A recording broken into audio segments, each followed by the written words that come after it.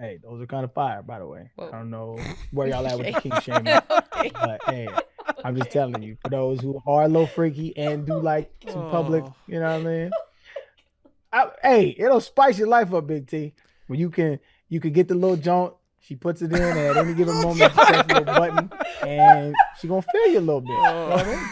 That's all right to me. I'm That's gonna be 1,000% honest with you. go That ahead. might be worse than what he did. What? No. Cause you There's know no what? You know way. what? I'll tell No. you why. I'll tell you why.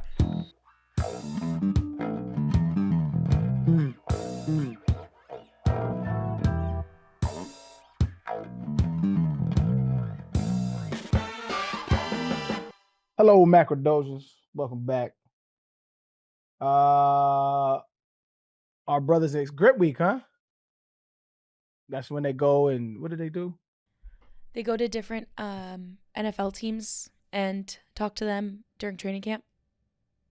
Got you. All right, so PFT's out handling big boy business. And so we back though, baby. I'm feeling good. I'm feeling great. Feeling amazing. We got Connor, aka Big T, Maddie, Mac. Let's get it cracking, man. First and foremost, it is the biggest baseball series in baseball this year. Big week for the And crew. and it just happens to be with my Brewers.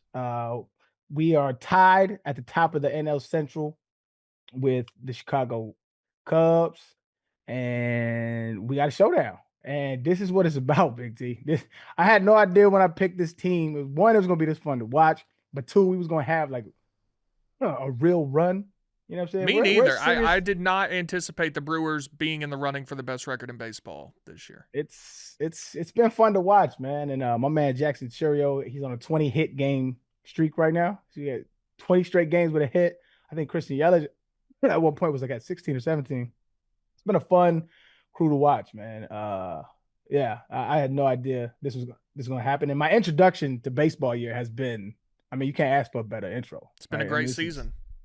been a great Did you season. So see Nick Kurtz for the Oakland A's the other day? Or I guess they're not now, Oakland anymore. now what happened? He is a rookie. He had arguably the greatest offensive game in the history of baseball. Oh, I did see that. Yeah. He But was four 6 for wait, 6 with 4 homers, a double, and a single. He tied the record for total bases in a game with 19. I think it had 8 RBIs, 6 runs, which was actually more rare than 4 homers. Probably the greatest game anyone's ever had. that's impressive. Yeah, I did see that. I did see that. Is he like, was that just like on some fluke shit, or is he like nice like No, that? he's really good. He's only a rookie. I think he was just drafted last year. He was like top 10 pick. Very, very good. So hey, they got him one. Yeah, they have a But couple really, really nice young guys. oh, that's red herring shit. We talking about the Brewers versus the Cubs. This is the series. This is the biggest series of the season for the whole league, right? It's got to be. Probably to this point, yeah. Yeah. I'm excited. Are you gonna be watching? I'll watch tonight. I'm done watching the Braves, so yeah, I'll watch that. And tonight it's Mizorowski and Matthew Boyd, I think, which is a Yeah, really nice and we matchup. open it up with a banger. So tell me this: every time he starts out, he only goes like 4 or 5 innings. That's normal. Well, he's young, so they're probably trying to keep him fresh. He's probably never pitched this much, this high intensity in a season before. So over the course of the season and into the next year and the year after, he will pitch more. But yeah, they're probably just trying to keep him on an innings count, especially knowing that like now he's probably going to be part of the rotation in the playoffs. So Right. Oh, he's definitely, absolutely gonna be that. Kid is fun to watch, man. Yeah. So I'm excited about this series. I'm gonna have my feet up. I owe some dude on Twitter push-ups. I haven't forgot about your family. I just got super busy. I I bet on the Marlins the first game with him, and we lost that. I was there. Yeah. So matter of fact, DM me, brother, because I like to make good on my bets. I don't like to owe nobody nothing. And I got you. I got you. He said he wanted me to knock him out on macrodosing, but that's not what happened. I'm just going. I'm just going to put the video on the line so he could watch me get down.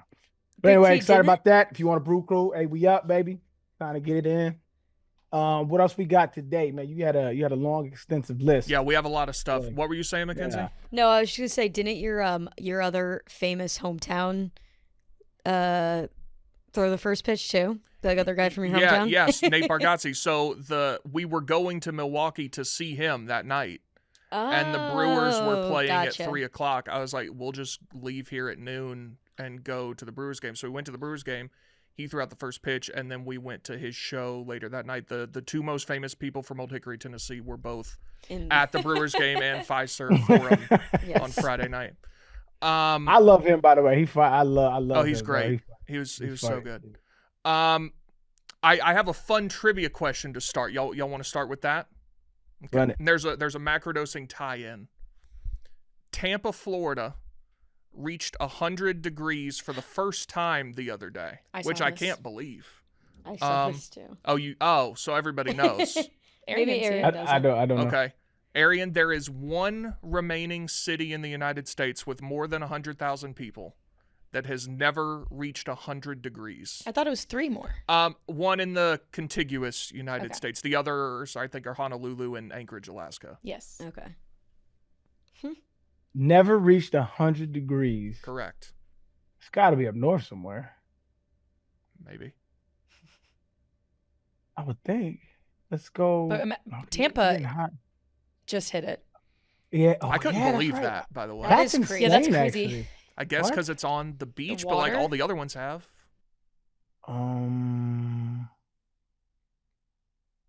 Okay. Let's go with. Oh, because it be getting hot there. I want to go with the Boise, Idaho. I'd say think other side. Also, macrodosing tie-in. Remember that as well. Duluth? No, but that's a good guess. I'll give you one more. Macrodosing tie-in.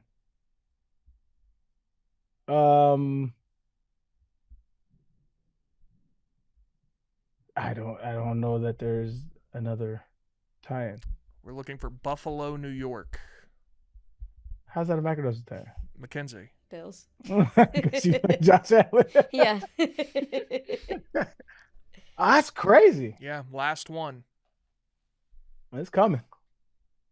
I can't believe Tampa's never hit 100 Me neither. degrees. What I the fuck? I checked it several times to make sure that was accurate. Wow. That's insane. Yeah. First time in recorded history. Previous record was 99 degrees. And it was reached at 3:30 p.m. It almost didn't happen. Well, it is hot as shit, man. I was like growing up, I feel this, and it could be anecdote, but it just feels hotter than when I was growing up. Like I remember being hot, but it just feels like sometimes I step outside, I'm like, what the fuck is that? I won't go outside. It is hotter than when you were growing up. This is verifiable. I can't even wear my glasses right now. I mean, global warming, yeah. Ah, I see. Yeah. Yeah, man. I don't know. Great trivia question, man. We were What talking else you about got on this your- before you got on, but this corn sweat thing that I keep hearing about in the Midwest. I played golf. Oh yeah, explain it because you was complaining about Chicago weather, and right now it's like 80 something. Go ahead with the corn. It sweat. was like 89 yesterday, but the corn sweat made it feel like upper 90s. And I played golf this weekend, and it was unbearable. I actually, it was so bad. I got home and I was like, one of the guys I played with was wearing a bucket hat. I was like, I need to try becoming a bucket hat guy. So I bought one yesterday. yeah. It's being delivered today. So, Hey, bucket hats are the way to go in hot weather golf, man.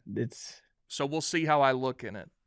Swank it out, man. They look nice. I like them. But yeah, the corn sweat, I guess it's, Madeline explained it better than I did, but it's something where the corn creates condensation that then makes the air more humid, and Yeah. it makes the weather worse. But The it's corn needs to cool down, so it sweats like we do. But then their sweat goes into the air as humidity. yeah, And then it's been it tough. makes it more humid and hot in the Midwestern states where corn grows. Learn something new every single day. And Corn sweat. and I understand it is very hot in Houston, Texas, but this is coming from someone who grew up where it's very, very hot, and I'm telling you, this is bad. Well, I don't doubt that it's hot. I think it's hot everywhere, but it's Houston is just like I worked out this morning. I can't even wear my glasses because I keep fogging up because my face is still hot. And it's just I'm dripping. As soon as I step outside, I'm dripping. I'm sweating. Like I don't even know how to. I don't know. I never had this problem. Like there's some sweaty people. I've never been like one of them sweaty. I've never been sweaty like that. And every time I walk outside in the summer, I'm just dripping, especially like right here. A little triangle in between the below the this would be cleavage. Right Like below your the sternum. Right there, it just collects. It's a little fucking deposit of sweat. And I don't understand it. I've never been like this.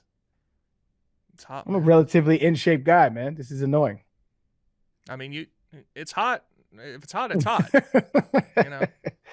So, real quick, did you see the news on Deion? Yeah, I was watching it right before you joined. It seemed like it was going to be worse than it was. It sounds like he's still coaching, and he got the cancer removed, thankfully, which is great. So, yeah. So for those that didn't hear, Deion had bladder cancer. Wild, man. And yeah. So if you pray, keep in your thoughts and prayers.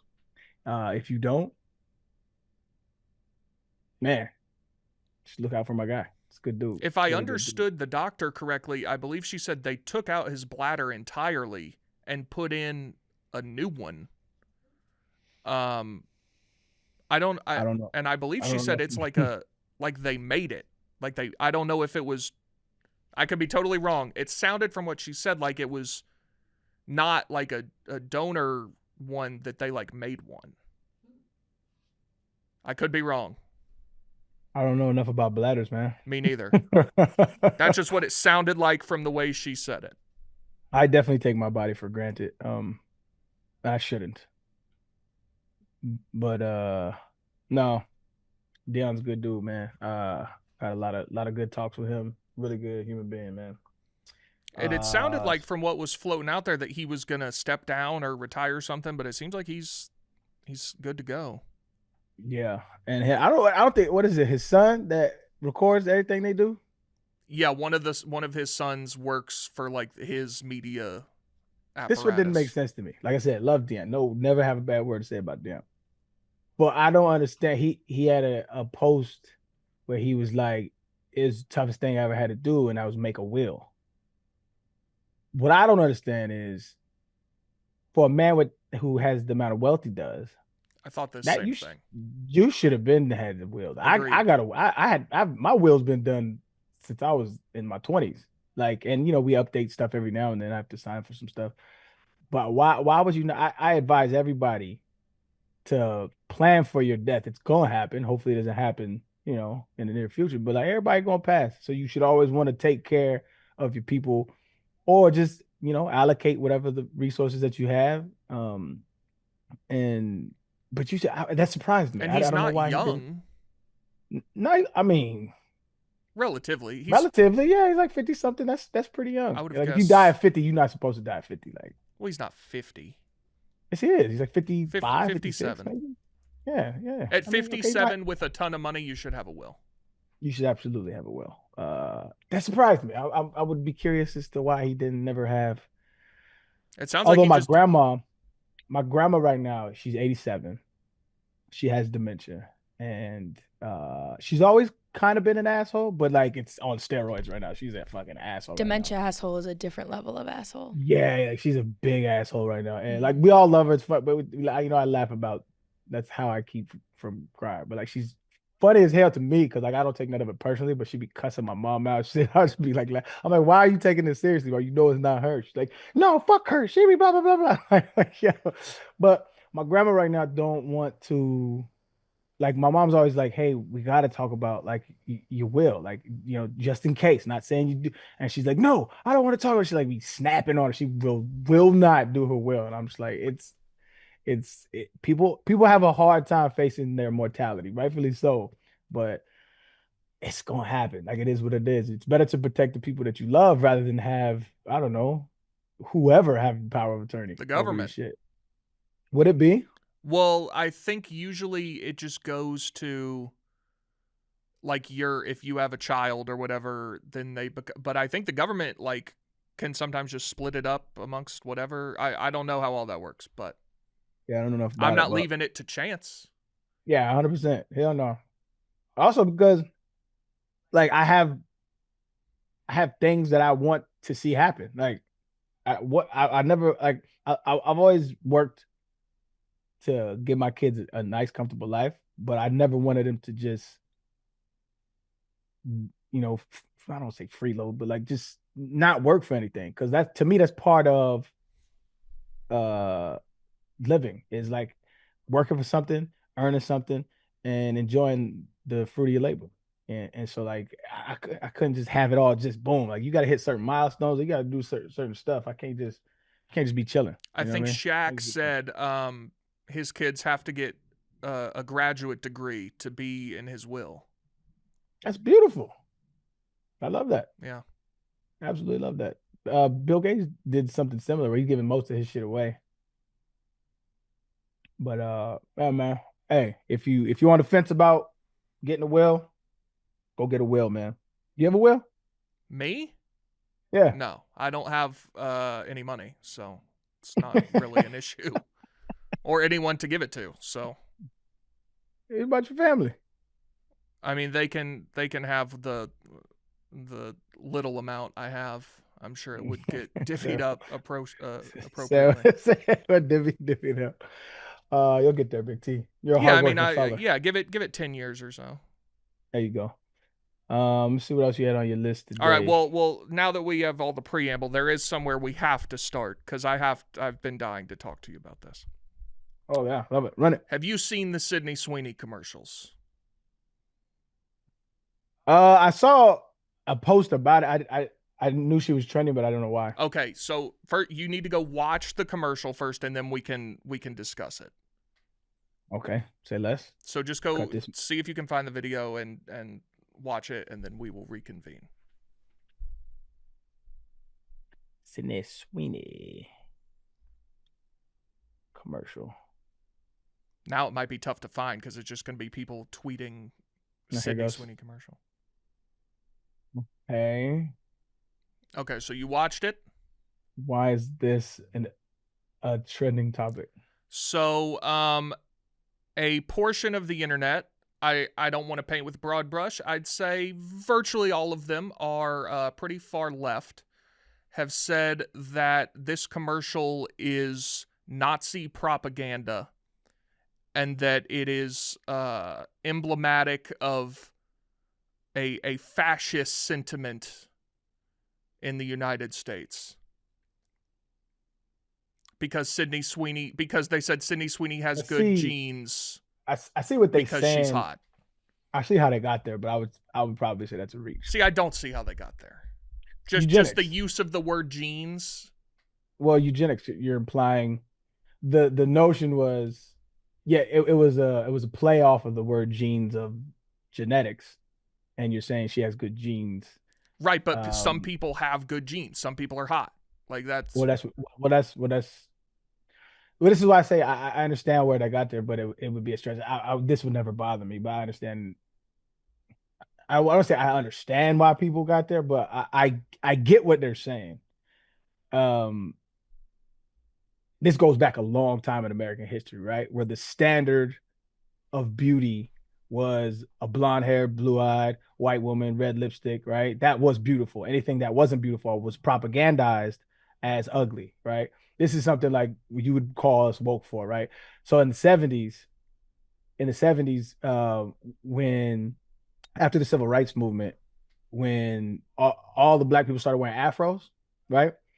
The reason why they started doing that was because it was empowering, because in corporate America and stuff like that, if you wore your hair like that, you would be deemed ugly, it would be deemed disgusting or gross. So when people would wear their natural hair, corporate America and white America would be like, that's ugly, or that's not it, whatever the case would be. So that's where black power came from. Black power, that's where all that shit came from. So like I said, I understand what they're saying. I think it was a cool little play on words. But also, I think the inevitability of the human race is eventually eugenics. I think it's inevitable. So I don't think necessarily that I it actually can be forgot about that element of it, that you're a little bit eugenicist. a little bit. Yeah, I'm not a fascist by any means, but I do think that at the end of our evolutionary process is going to be us gene editing. I don't think it's because they're already. I think Japan just came out. Japan just came out and said that they can manipulate the gene that is Down syndrome that has to deal with Down syndrome, right? Down syndrome is a genetic disorder that affects a lot of people's lives. So if you can start to correct stuff like that, you can start to correct stuff like cancer. You can start to correct stuff like um, various different genetic diseases. Uh, I think that's inevitable. It'll start with health, and then I think eventually it'll bleed into I want my baby to be this. I want my baby to be that. I don't think that's the healthy part, but I think a healthier part would be um, doing it for health reasons. I think that's inevitable. I think it's going to happen. I think it's only a matter of time. So I say all that to say, I understand where they're coming from. I think that's they doing too much. Like I would never critique that commercial like that. I think it's a cool little play on words. If American Eagle was smart about it, and they don't have nobody in their boardroom that has been paying attention the last 15 years about online discourse, they should have had multiple women with uh different looks, and they could all have done that. Then it But wouldn't I have think the been. point was, hey, we're paying Sydney Sweeney because Sydney Sweeney's really hot, so we're gonna have her do these ads. No, I understand why, but what I'm saying is, if you're an advertiser or marketing, working for a marketing company, you have to have some kind of conscious awareness of where we're at in political discourse in America. And right now, everything is a boiling pot right now. It's about to boil over at any given moment, and any little thing can tip the scale. This is one of the things that tip the scale. I don't think that it should have, but you gotta have a little bit of awareness. Put a black woman in, put an Asian woman in there, put a Mexican woman in there, put Sydney Sweeney in there. Boom, we all got good genes. But like I said, I wouldn't critique that. I thought it was a cool little play on words. Yeah, it's just that was the, I think, dominant thing on the internet this weekend. Yeah, that's kind of silly. Yeah, just interesting. I'm glad that I didn't know where you were going to go with that, but then I also had forgotten that you got a little bit of that in you. Yeah. A little bit of what in me. You don't think that it's inevitable? I see what you're saying. I think, I guess are you only saying you think it's inevitable, but I think I've heard you say before you're in favor of that. Absolutely. Because if the goal of the human race since to be, I know you don't believe in evolution, but since we evolved, that's not true. Okay, Well, you don't depends believe what you in mean by that word, but you don't believe in the evolutionary theory that we evolved from lesser primates. correct. But since we evolved factually, we're conditioned to survive, right? And so it is in us to just want to survive, need to survive. And if this can prolong, like everything, all of our advancements, it's all it has been gearing towards increasing life expectancy. This is one of those things that can increase life expectancy to a higher degree, right? It makes no sense to me not to explore those options. Are there? It's just like anything, dog. Anything. If you talk about the welfare state, if you talk about anything that's ever been geared towards helping people, the healthcare system, there's always going to be people that game the system and try to use it to their advantage in a selfish and stupid way. It's always going to happen. That's also human nature. It's greed and selfishness. But I think the pros outweigh the cons. I do. Yeah, I don't necessarily disagree with you. It's just not something you hear from a lot of people. Yeah, I mean, especially while acknowledging that while it may start with very good intention and very good outcomes, that you do acknowledge that down the line, then it becomes an aesthetic thing or. I mean, I would argue every single. It'd be hard for me to make a general sweep sweeping statement without actually having to do the research. But I more would likely would put my money on every advancement that has ever been made started out with good intentions and could be used with bad intentions. I mean, Sure. Einstein find an atom and then boom, atomic bomb. You know what I mean? Everything. Yeah, So, I'm just saying that you up front acknowledge that, like, yeah, the end game of this will be something that you would say it's bad. Like, oh yeah. But I also believe, I believe we did evolve from lesser primates, and it is natural selection. Shit that's stupid and doesn't serve us will eventually die out, right? It comes and goes. That's how the world works, and that's how nature on this earth works. So I think that shit'll die out. Like there's 21-year-olds getting fucking plastic surgery on their faces right now. So fucking stupid. oh, way younger Like, than that. Dude, yeah, probably younger Love than that, yeah. Island, your favorite show. All the people on that show are 21, and they've had That's what 5 I'm or saying. 6 things done. That's what I'm saying.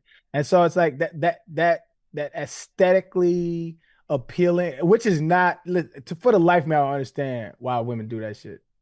Or men, you know what I'm saying? Much less percentage of men get it, but like that facelift bullshit with the cheeks where you can't smile anymore.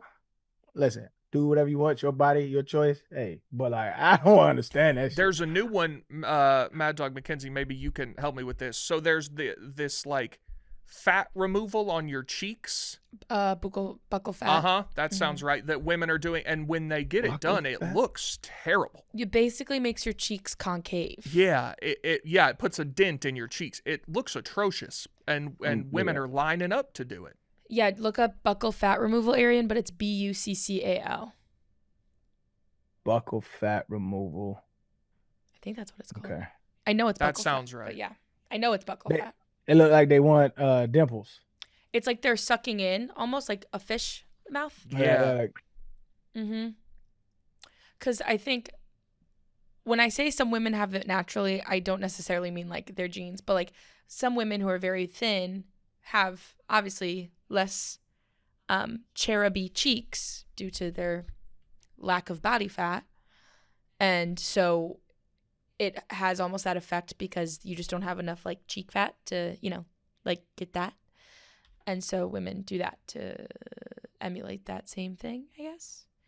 I don't know the specifics, but yes, I do know. It was a really big trend in Hollywood, like maybe 2 years ago, a year ago.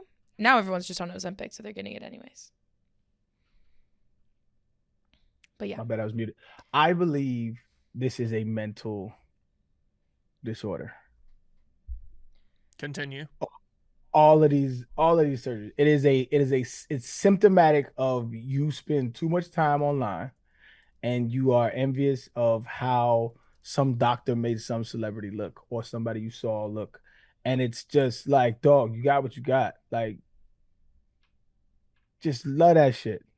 Or fix the shit. Or just stop eating. You know what I mean? I don't know, man. Maybe I'm being too harsh right now, but that shit is just it is the I don't know. It's decay of our society. You feel like we're in a fallen state? I feel like this is our I don't fallen state disagree right with you. I've seen literally in my life one example of a plastic surgery, like before and after, that I was like, you could argue that was necessary and you look much better afterwards.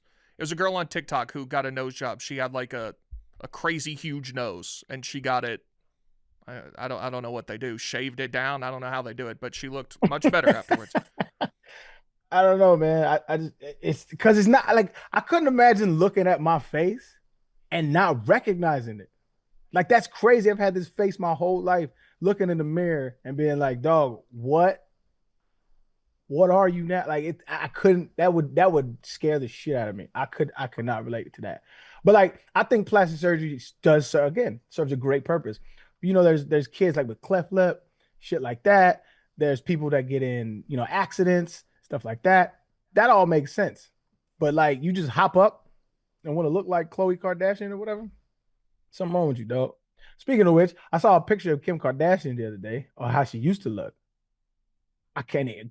Unrecognizable. Mm-hmm. Look like two different people. Now, we do have to say, whatever she's had done was done well. I mean, See, yeah. I mean, we have to acknowledge. I would disagree. Yeah, hers does look good, but again, I would argue she was prettier before. Like that was a pretty woman. I think that she was a pretty woman. I don't think she needed any of that shit. But whatever, teach your own, man. This is America, Jack. You can do whatever you want to do. I for the life, I can't understand it. Liposuction, I understand that. That makes sense. Trim a little fat off. That makes sense. Shit like that makes sense. But like as far as like cutting up your face to where you look like a different human, cause I can, oh my God, I can't. I can't relate. I can't relate. Maybe I sound a little judgy.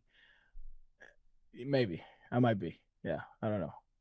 But that's actually an interesting dichotomy of takes from you. You're in favor of kind of some eugenics stuff, but then also not plastic surgery. Because, okay, so eugenics is, like I said, I'm in favor of, if we can get rid of a cancer gene or a gene that is likely to develop cancer in the future, if we can get rid of Down syndrome, if we can get rid of okay, so then take that away. Sickle cell. What about just purely electoral, like aesthetic traits? No, I think that's what it will devolve into. I think that shit is stupid. I said inevitably it'll go to that because humans are ridiculously dumb. And so they'll be like, I want my baby to be the smartest mathematician in the world. Like then you literally playing God and you saying I wanna dictate how this kid comes out. I think that's wrong. But if you're saying I want to give my kid the best opportunity to survive and not have a genetically altering disease, right? Yeah, I think that makes sense. But I don't know if you like, yo, I want my kid to have blue eyes. No, I think you're an idiot. Also elective, not electoral. Okay, yeah. I want to caught that. Good on you. Yeah. Yeah. All right. Well. Yeah. Okay. Good talk. What else did you have on your? Oh, there's several things. Did you see Trump playing golf the other day? I did catch this. That was funny. I did. I mean, he's got a good caddy. It's been known for years that he does like in the golf sphere. They're like, oh, he cheats all the time. Like, oh, he cheats all the time. This is, I think, the first time they've caught it on camera. The thing is, though, like, yeah, he's had scores where like there's no chance he ever could have shot that and stuff. But then he did that video with Bryson, and he was actually pretty good. No, yeah, he doesn't need to cheat. It's just like something in him, like he has to shoot a 64. It's a character trait, Big T. This is right. There was a dude, I forget who told me this, but he was playing with his wife, and this may be a folktale, but he was playing with his wife, and he was playing with some other dude, and they had like a potential business deal, and they were just playing golf, and his wife saw the guy cheat, and she was like, "Don't do business with that guy." And he ended up doing some grimy shit. But it is, I believe it's a character trait. When I'm playing with cats and they cheating, I'm like, dog, you're not cheating nobody but you. Like, I don't give a fuck what your score is. I'm out here trying to play myself in the course. I do not cheat. There's no point in cheating. And so to me, it reveals a very obvious character trait. It's like it's integrity. You don't have any integrity. Like, so when you go out and you shoot a 76, like all my scores I shoot, those are my scores, and I play by the rules. I don't do mulligans. Like, and it makes you a better golfer. It makes no sense to me to pretend you're good at something you're not good at. Like, I don't understand that shit. Like, why would you do that? It make you walk around people telling you people are 5 handicap, and then you shoot 100 something. Like, they make no. I agree. Sense. Listen, I make sure my handicap is as high as possible. I count every penalty stroke, all of it, so that if I ever have to play somebody, I've got as much benefit as necessary. The thing with the handicaps too is they take like your 5 best scores, so you can shoot 100 something and still be like a 10 or an 8. It happens. Golf happens to everybody. Shit. Justin Thomas, who's a plus, he was in the tournament. He shot a like 87. I think it was this year. Something crazy. Speaking of golf, hard, have you watched Happy Gilmore 2? I have not, and I'm not excited about it. All right, so I started it last night. So I did. I started it. I did something that I think is probably relatively unique to all this discourse. I had never seen the first Happy Gilmore. What? So that's actually wild. I watched both of them this weekend. Okay. They're both bad. But the first one is much worse.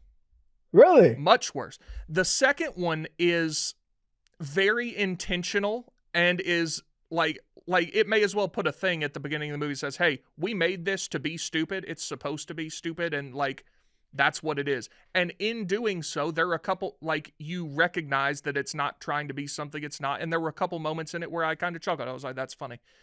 The first one is also very stupid, but the absurdity is supposed to be funny, and it's not. Like, I did not laugh once in that movie.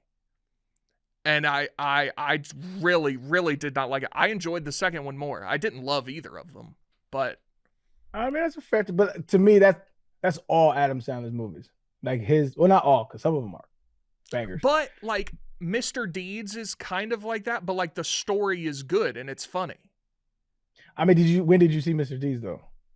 I wasn't that young. I don't know, 13, 14. But so when you watch stuff as it comes out, or when you're a little bit more impressionable, it probably seems a little better. That's why I think everyone loves Happy Gilmore, because they watched it when they were a kid. Yeah, no, I agree with you. I haven't seen 2, and I was not excited about it, but it's really hard to recapture magic, right? Happy Gilmore became a staple because there's not a lot of good golf movies, really. Like, there's just not a lot. And Happy Gilmore was just like one of those, it's like Adam Sandler, like, Big Daddy. Like, when you actually watch it back, they all kind of suck. But that's his pocket. That's been his lane. Those little stupid ass funny movies with, like, you're right. I'm thinking back to Happy Gilmore 1, and when you have to play the ball as it lies, that's while it's on that guy's foot, like shit like that. It's like, come on, bro. Like, could have done without that lame ass. Or the ball goes all the way through the stands as it fell. Like, just whack. Yeah, like shit. Yeah. I really did not like it, and people didn't like that I said that. Yeah, not sure. Like, but people are, it's just nostalgia. It's nostalgia. You fall in love with the emotions that you had while you watched it rather than the actual film. I understand it. I'm not too excited about watching Happy Gilmore 2, though. That's why I was so fucking impressed with Top Gun 2. I was so impressed with that shit because I think it may be the best sequel to a movie, especially that long in between, ever. So like, I did the same thing with Top Gun. I'd never seen the first one, and then I watched both of them back to back, and Top Gun 2 is better than the first one. Agreed. And it's coming from somebody. So I grew up watching it. My mother used to love Tom Cruise. She still does. Tom Cruise is a fucking GOAT, by the way. Religion aside, fucking GOAT. Love that guy. I grew up like watching and loving Top Gun. Maverick, Goose, Chester. Like, amazing film. I loved it. And then when I heard it was coming out of Top Gun 2, I was like, why are they doing this? This shit gonna suck. It's gonna be all American-y, patriotic. This is gonna be quiet. I hate it. It's gonna be all corny. Nope. That shit was amazing, dog. So amazing. And I don't know how they did it, but they recaptured the magic and they made it better. It's just hard to do. It's very, very hard to do. Like, even Avatar 2. I didn't love it like I loved Avatar 1. Speaking of which, the new trailer came out for Fire and Ash. Well, they've got like 8 more. I mean, yeah, and it's gonna keep coming. Yeah, it's gonna keep coming, and I'm excited. You know what I'm saying? Like, I love Avatar 2. Don't get me wrong, but like, I just don't think the hype was 10 years in between. You know what I mean? They made me wait 10 years. Is what it is. But again, Top Gun 2, all-time classic. I think that is the best. Can you think of a better sequel? Don't people like The Godfather too? Yeah, I've never seen those. I don't think I've seen Godfather 2. I just know people, I think, really enjoyed the sequel. And then maybe not the third one or something. I don't know. I'm seeing Aliens, Dark Knight. Okay, that's up there as well. Empire Strikes Back. But like, if it's a series of like 7 or 8 movies, I don't. Yeah, but see, Dark Knight. Toy Story 2 isn't very good. It's maybe the worst one. Wow, that's pretty bad take. I will say this. I think the Toy Story, that is the only series where, especially that long, was it 4? each movie is better than the last. I think Toy Story 2 better than 1, 3 better Wait, than whoa, 2, whoa, 4 whoa, whoa, better whoa, than stop. 3. Everybody I stop. do. I do It think goes 1, 4, 3, 2. that. I don't think so. 4 was very good. That's what I'm saying. I think that was the best one. I think, and that to me is the hardest shit to do. I think 4, 3, 2, 1. I think every movie got better. I think Toy Story 2 sticks in my head the most. I can feel the guy sewing the costumes. I hate that guy. And I can feel him painting the shoe. Like, those things are glued into my head more than anything else from the Toy Story. Or with the putting the eyeball in, or all of the aisles of Buzz Lightyear, Al's and Toy Barn, and the balls bouncing. Like, it has such a sticky feeling in my brain. Like, I can feel Stillbit being there. Does that make sense? Yeah. That I don't but have for nothing any other beats Toy Story original movie. Toy Story. I mean, come on. It's the whole thing. It's without that, none of the other ones exist. Well, you could say that for anything. All Though. right. Yeah. Yeah, but it's different for Toy Story. I hear you. It's fucking Toy Story. Well, anyway. There's nothing like getting to a baseball game, especially last minute. Lucky for me, I always use Game Time, the official ticketing partner of Barstool Sports. Game Time makes getting tickets faster and easier. Prices on the app actually go down the closer it gets to showtime. They even have exclusive zone deals where you let them choose your seats within a given set of zones, and you get huge savings in return. You can put those savings back in your pocket and spend them at the ballpark on a hot dog, a new hat, or some good old-fashioned Cracker Jack. If you're in Chicago, you can get 10% off zone deals for the Cubs at home this Sunday, August 3rd, against the Baltimore Orioles. Just look for zones 29 through 32 on the Game Time app. Take the guesswork out of buying tickets with Game Time. Download the Game Time app, create an account, and use code MACRO for $20 off your first purchase. Terms apply. Again, create an account and redeem code MACRO for $20 off. Download the Game Time app today. What time is it? Game time. You know that moment, the one when you realize you left your favorite sunglasses at the beach or on the roof of your car or at a gas station 3 states away. Well, I've been there too, but then I found Shady Rays and it changed the game. These sunglasses are made for real life, seriously good looking, polarized, durable, and not stupidly expensive. And here's the wild part. If you lose or break them, even on day one, Shady Rays will send you a brand new pair. No guilt trip, just replacements. So now I actually wear my sunglasses without fear. On hikes, at concerts, on the boat, wherever. Shady Rays is eyewear that has your back. This is actually good because I actually usually have a pair of Shady Rays right here with me, but I don't have them right now. I think they are either in my car. They may be in my golf bag, actually. But if I can't find them, Shady Rays will just send me a new one. We've teamed up with Shady Rays to bring you an exclusive offer. Head to shadyrays.com and use code MACRO for 35% off polarized sunglasses. Try for yourself the shades rated 5 stars by over 300,000 people. What else did you have on your list? Did you see what Trump said this morning? This isn't on the list because it just happened like an hour or two ago. I did not. Lace me. He said that for years he wouldn't talk to Jeffrey Epstein because he did something that was inappropriate. And Trump said, I told him never do that again. And it turns out what he was talking about was Jeffrey Epstein hired people who worked for Trump. And he was like, so I made him persona non grata. I didn't talk to him for years because he did that. And everybody's like, that's what you were concerned about. He is digging himself. I can't believe he keeps talking about it. This shit is insane. Where do you stand with it as a conservative that is not the biggest Trump fan, but I think it's remarkably stupid of him to have. So looking back on it, he was never really beating the drum for the Epstein stuff, but he allowed other people to. Like J.D. Vance was on it big time. And Trump never really quelled that. And then so people started associating with Trump, and he was like, yeah, we'll release it. We'll do all that. And now he's like, well, actually, it was invented by Obama and all this bullshit. It's like, dude, it was such an avoidable problem. Like, number one, just give us all the shit. But number two, even if you weren't going to do that, you could have just released some stuff that had nothing in it and been like, yeah, we're going through all of it. Like, it's coming. Don't worry.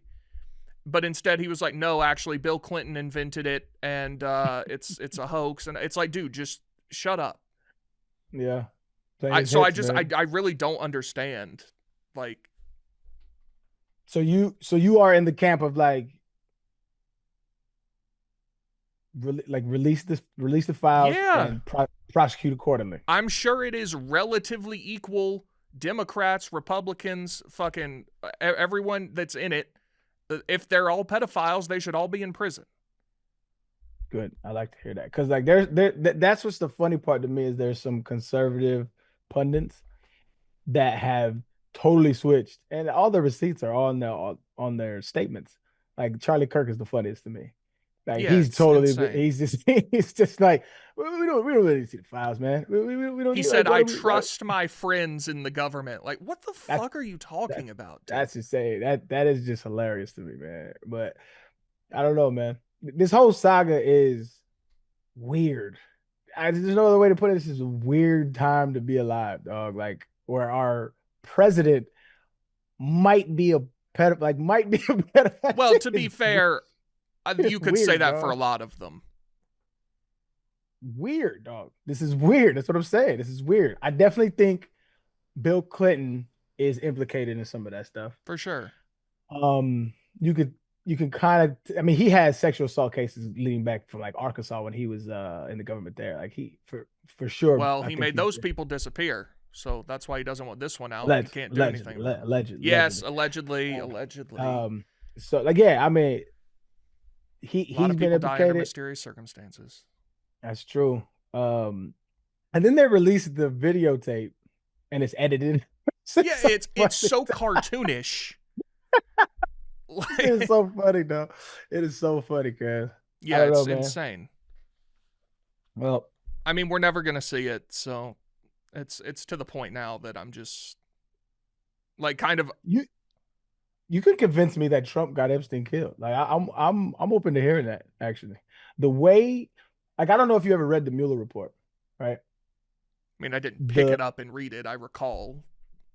Well, it was fascinating for the simple fact of like you kind of see how Trump moves, right?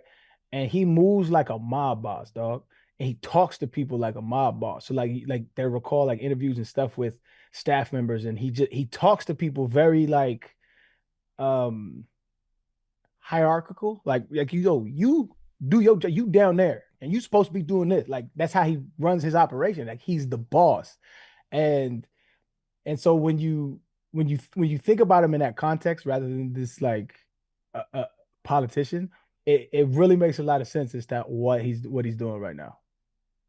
And he's obviously obfuscating, but it's fascinating to see this shit and play out in real life. And the fact how he has fans at this point is beyond me, dog. It is beyond me. Like I really try to listen to people. It makes no sense to me. But hey, whatever floats your boat, do you, Pippin?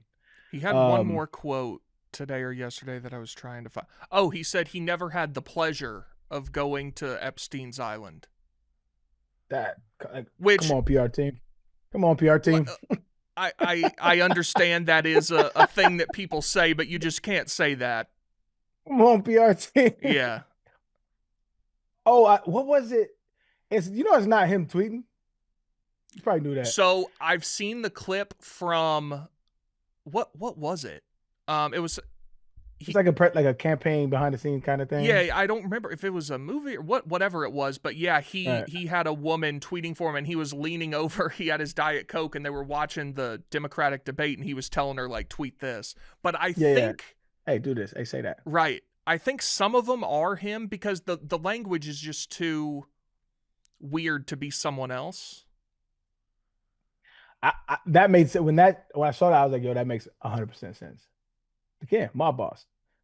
Hey, tweet this for me. Yeah. You got fucking people tweeting for that would be fire. Which is kind of it's baller. That's a flex. If I had somebody hired on my staff to tweet for me.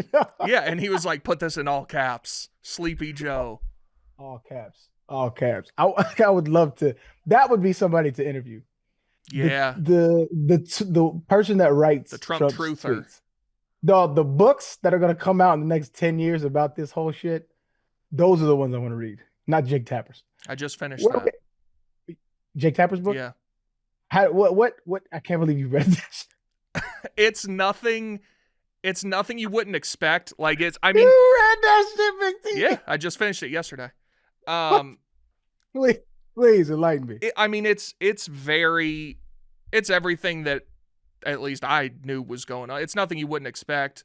It's like there's a couple stories in there that you hadn't heard about. Like apparently, in the 3 weeks between the debate and when he finally dropped out, there were several meetings where he met with members of Congress. And at one point, he started just screaming at this congressman who was like a pretty decorated guy in the military. And one of his staffers is texting with like the woman who was running the meeting, and she was like, this is going so much worse than we ever could have guessed. And so someone on his team wrote him a note that said like, "Stay calm, you sound defensive." And he took it and screamed it at the guy. He said, "Stay calm, you sound defensive."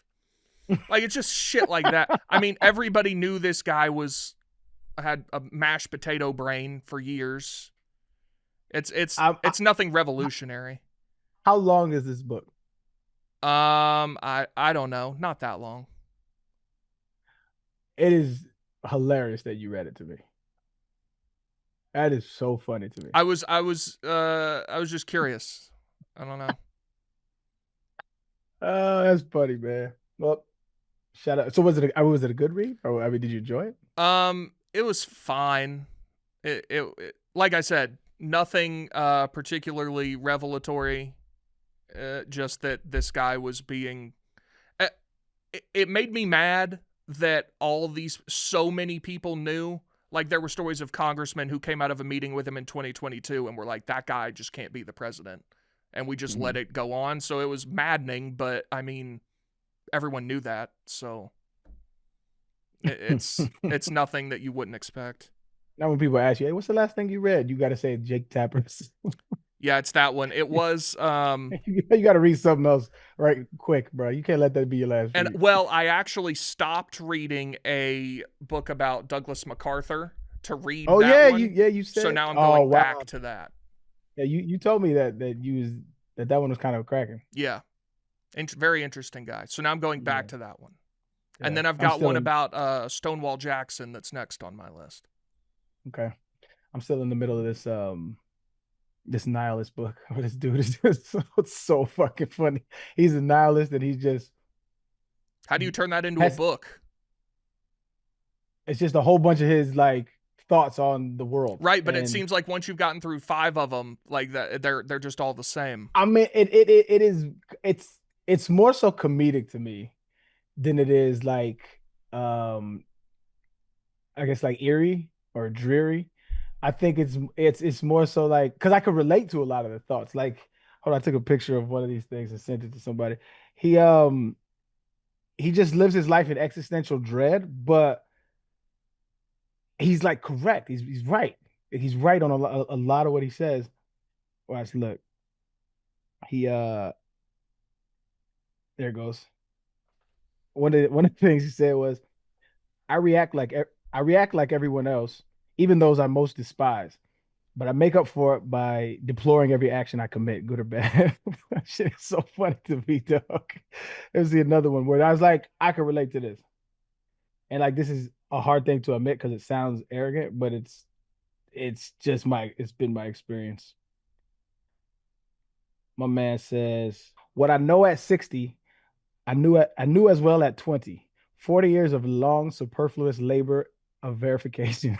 That shit's so funny to me. I mean, I see where he's coming from. That's what I'm saying. It's like I've absolutely learned things, in my 20s. I've learned things along the way. But at the end of the day, I kind of had this place pinned, I feel like. And that's when he said that, I was like, a long superfluous labor of vindication. That shit is hilarious to me. But it's good. It's good. That's why I like reading. I like reading because it's, especially from dead people, because you can kind of see where they're like, how did humans think? You know what I mean? Like, they're all dead. Like, how did humans think? Were they going through some similar struggles? And that, I guess, like, finding community in dead people is really is really dope. Don't know I could bring myself to read Jake Tapper's book though. Yeah, you don't need to. I told y'all that. I was like, I will not be reading that shit, dog.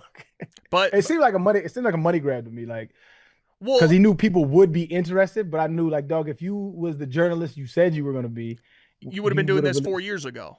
100%. Yeah, So like, that was not money lost grab. on me. Now Yeah. the other guy who co-wrote it with him had written some stories throughout Biden's presidency of that were at least somewhat critical. Right. But I mean, Tapper was there's the interview with Megyn Kelly where Megyn Kelly was talking about, you know, just the very obvious signs of deterioration Biden had, and he was like, "Well, how dare you? How do you know that? Are you his doctor? This, that, and the other." Yeah. So that was not lost on me. That's what bothers me about Democrats, though, dog. Is like because Trump is not as bad, but he actually absolutely has cognitive decline, and they just jump on that shit. I'm like, yeah, let's jump on it, right? But as well, Biden had mental decline to a worse degree, and y'all I mean, he silent. couldn't walk, and it's And sad. my thing, like I feel bad my for him. I mean, I wouldn't even go there. But I think it just gives it doesn't give you any leverage to argue with people who are irrational, right?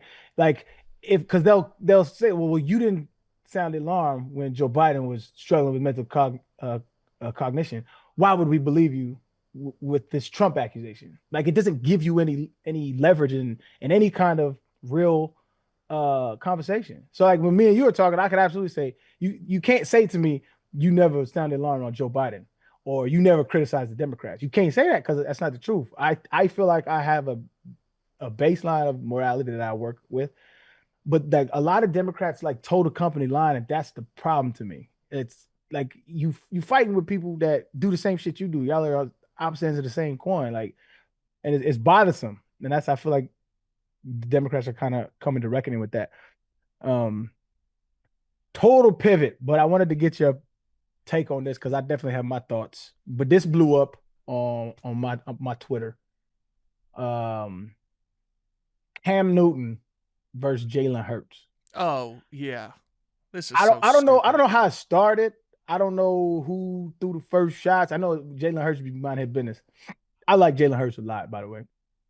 A long time ago, I may have said this on the podcast, but he when he was in the national championship game, he got benched, and then they won, and they were like, you know, interviewing him afterwards. He's like, hey, whatever we got to do to win, yada yada. And I tweeted, I was like, there's no way that man is happy about that shit. He's got benched in the national championship game. He hot as fuck. And I was arguing with somebody in the comments. It was like, he's a team player. You wouldn't know nothing about that. Blah blah blah. I was, listen, bro, I'm an athlete and a competitor. I know that shit got him hot. But like, I will say, I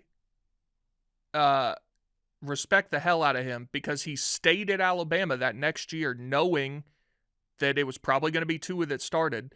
And then in the SEC championship game in that same building, Tua got hurt, and he came in and won the SEC championship game. And I think that was awesome. 100%. I fuck with him the long way, right? And like, but while I was arguing with him, he liked one of my tweets. I think he ended up unliking it, but I saw it. Yeah, I saw it. But I've always liked him, like his demeanor, his poise, love it. You know, he is who he says he is, from the public eye anyway. I don't know how this started. All of a sudden, this online debate sparked Cam Newton versus Jalen Hurts. I wanted to get your football watching opinion on it because it was heavy in the streets. I mean, it's doing a disservice to Jalen Hurts because he didn't ask for this. Exactly. So you're put in the camp of being like, well, actually, compared to Cam Newton, Jalen Hurts sucks. I think Jalen Hurts is a very good quarterback. He just won the Super Bowl. However, Cam Newton was an animal. Like, he was different. I don't know that there's been a quarterback since Cam Newton that I would compare him to. Like, he was a unique physical specimen. He was just an elite passer, runner, playmaker. Like, he was the closest thing would probably be Josh Allen, a bigger guy who can run really well. But Josh Allen isn't Cam Newton. Easy, Mac. Now, Easy, Josh man. Allen is an incredible quarterback. I'm just saying in the way Cam did things. Like he was. You just got motherfucked in her head. I know. I felt it. That's No, I honestly just don't know enough about Cam Newton to even like think Cam about the Newton comparison. was So an I animal. believe you. I think you can make a case for. I don't think they're not the same. I think that Josh Allen person is really good. You would be right. Cam Newton wins that. But I think you can make. They're not the exact same kind, but I think Lamar Jackson is. He's just not as big and like bruising, but yeah, I mean he's a better runner. Sure. Lamar Jackson's a better runner than Cam was. But yeah, I don't know. I think the only people I see arguing for Jalen Hurts on Jalen Hurts' side is the Eagles fans, which is fine, rightfully so. But it's not a debate in my eyes. Like I said, I got all the love and I think Jalen Hurts is a really good quarterback, dog, and you can win with him. Obviously, I think he's amazing. He continues on like he is. I think he could be a Hall of Fame quarterback. I do. But I think Cam Newton was extremely different, very special, and I think he was a better player. I think that his style of play is the reason why he didn't play as long, though. For sure. Yeah. But yeah, I don't know how that debate started. You're right. You feel for Jalen Hurts, he's minding his business, training, about to enter training camp, and then bam, this shit pop up. I mean, why y'all drag me in this shit? Yeah, you're right. From 2011 to 2017, Cam Newton threw for. Hold please. Where's the yards? Hold please. Yards per season. Where? Okay. Anyway, it's like 3,500 a year from what I'm looking at. Like 25 touchdowns a year. He did throw some picks. And then rushed for like 600 yards a season with what I don't like about 9 or 10 touchdowns. What I don't like about these like cross era comparisons is like stats don't always tell the story of a game. I hate that shit. You could be playing like Cam Newton could have an amazing game. Like I always say, my best game as a professional athlete was a game I had like 103 yards in my opinion, right? Where I was running the best I ever ran. I felt the best. I moved the best. I had like 100 yards. It was not like my most statistically, amusing game. And so a lot of the times, especially when you break down film and stuff, there's little things that you just can't account for on a stat sheet that bothers me about these comparisons. And so like and not only that, to compare Cam Newton and Jalen Hurts for goal line running is just so disingenuous. And it's not a close If you comparison. put Cam Newton in that tush push bullshit they do, he would literally have never been stopped ever. Not once. He rarely was. So Cam Newton was like, so I played in his era. We were always like toe to toe with like touchdowns. And it's the quarterback, right? and I got a lot of goal line carries. It was always like he was always close. And it wasn't just me, it was my era running backs. So I would argue he was like one of the best era running backs that there was. He was unbelievable to watch, though. And it's I hear some of the arguments online. Like one of them said, like he had all these all pros on his team. Like I think in order to make it to the Super Bowl, you have to have a lot of unbelievable defensive players, and they did. They had, I think, Josh Norman. I think they had Luke Kuechly, one of the best linebackers of all time. Several other cats, but then they named Mike Tolbert. Now listen, no shade to Mike Tolbert. Very good player. Very good player, but Mike Tolbert's not moving the needle in any given game. I think he was just the best. He wasn't a running back, he was a fullback, right?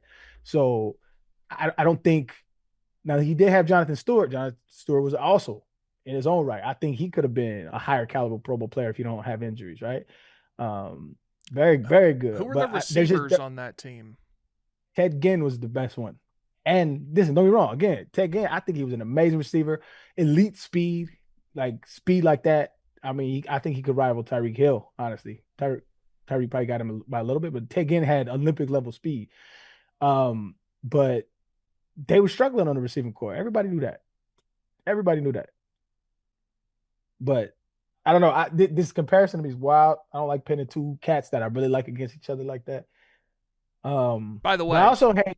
But if it wasn't for Joe Burrow, Cam Newton would probably have the best college season by a quarterback ever.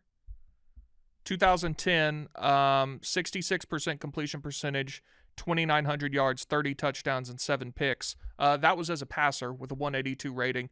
Now we move to the 1,473 rushing yards and 20 rushing touchdowns. I would argue he was an animal. I would say him. You say Joe Burrow had a better season? Yeah, I mean Burrow's numbers were ridiculous, but he was throwing to Jamar Chase and Justin Jefferson. That's why Cam Newton's run was more special to me, was because I don't. Did he have anybody get drafted on that team? So the running back Michael Dyer was good. They did have one receiver. Who was it? Don't say his name. I don't know his name, but that's my all right. point.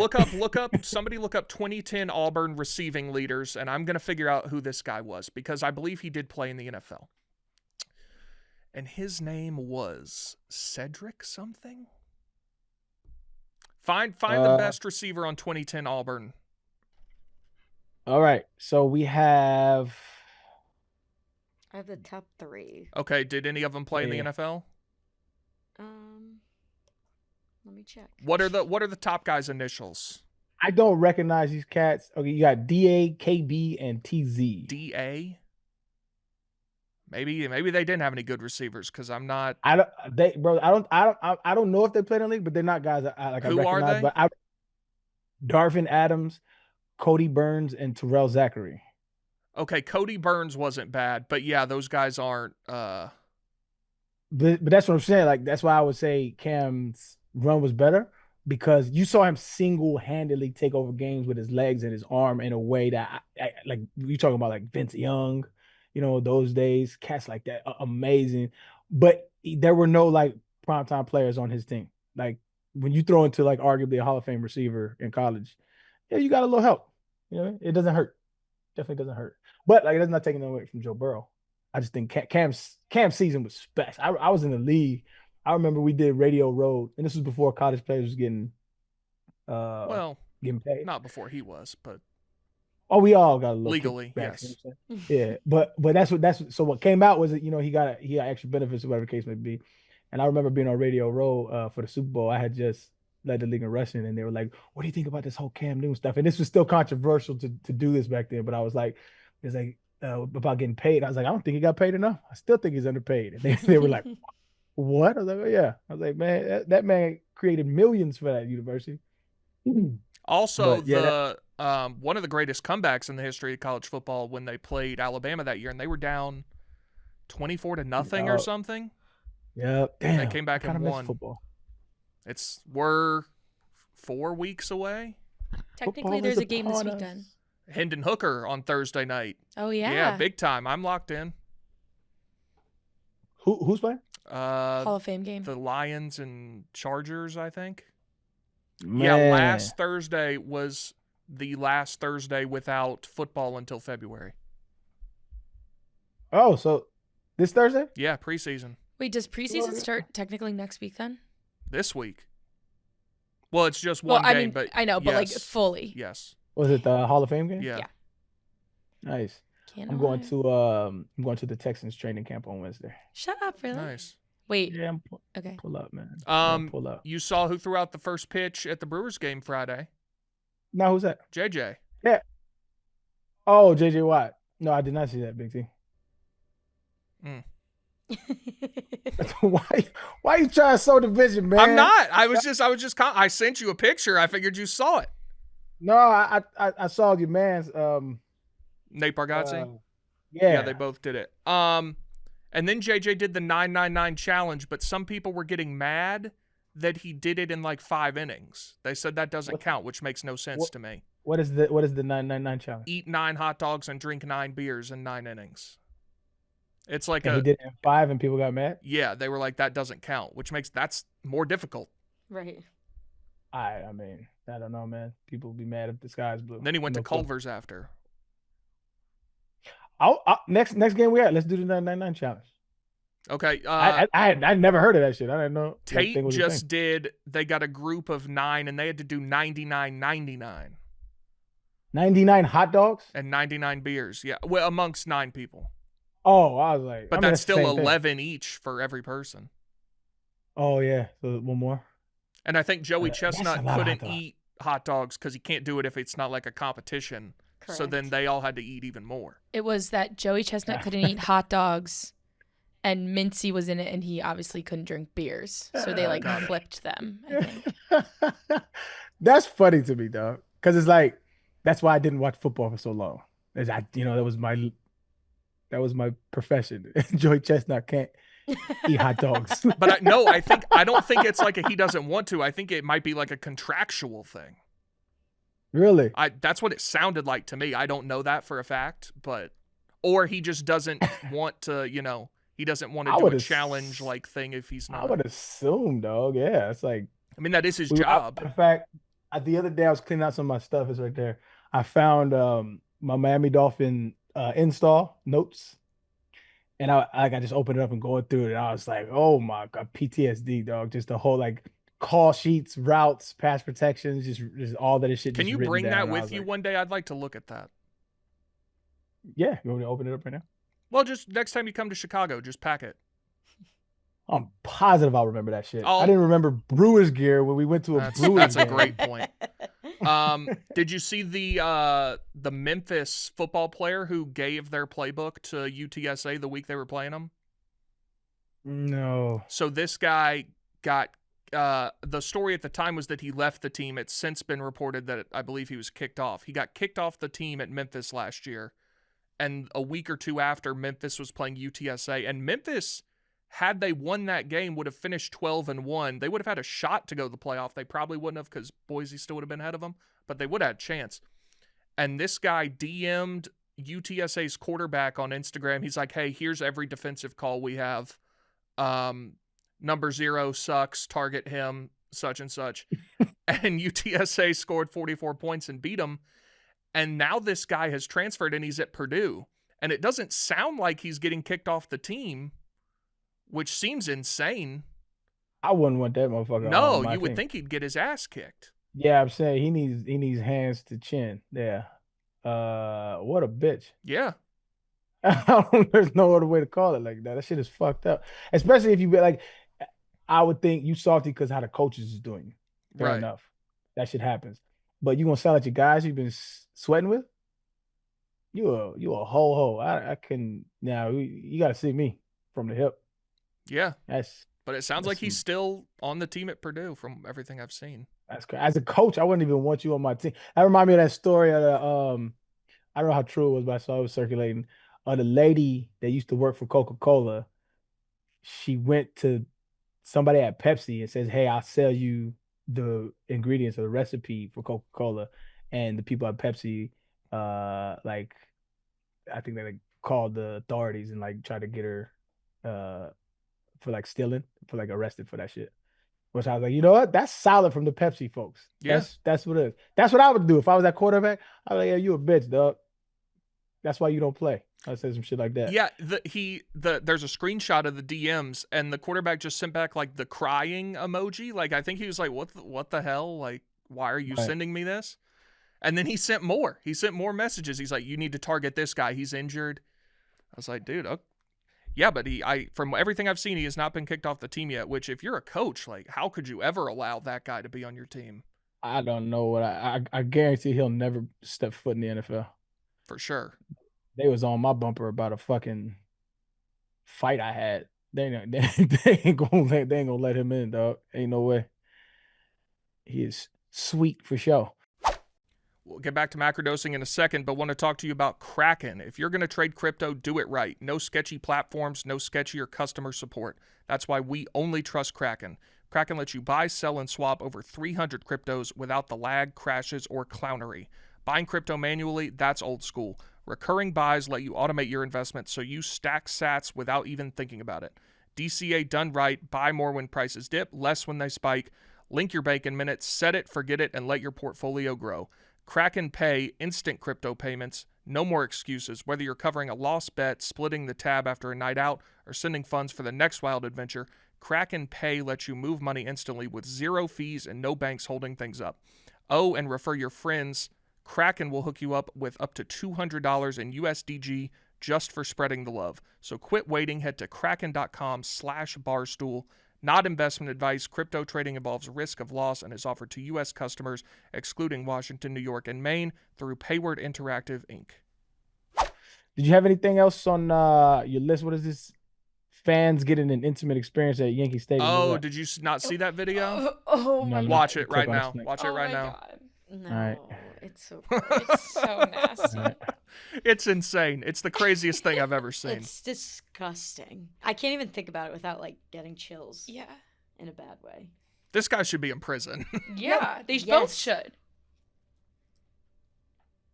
Are you yawning or is your jaw dropped? Oh my God, stop it, bro! Not a park like that. Yeah, and they're not even. So there They're was not even like sitting like there was a video a couple years ago of a woman performing Oh. similar services on a man in the corner, the top corner of the Oakland Coliseum, where there was no one around them for 50 sections. This is in the middle of. There's people behind them. like 2 rows behind them, like in Hey, touching look, distance. I'm never into kink shaming, but This is just public indecency. that is a kink.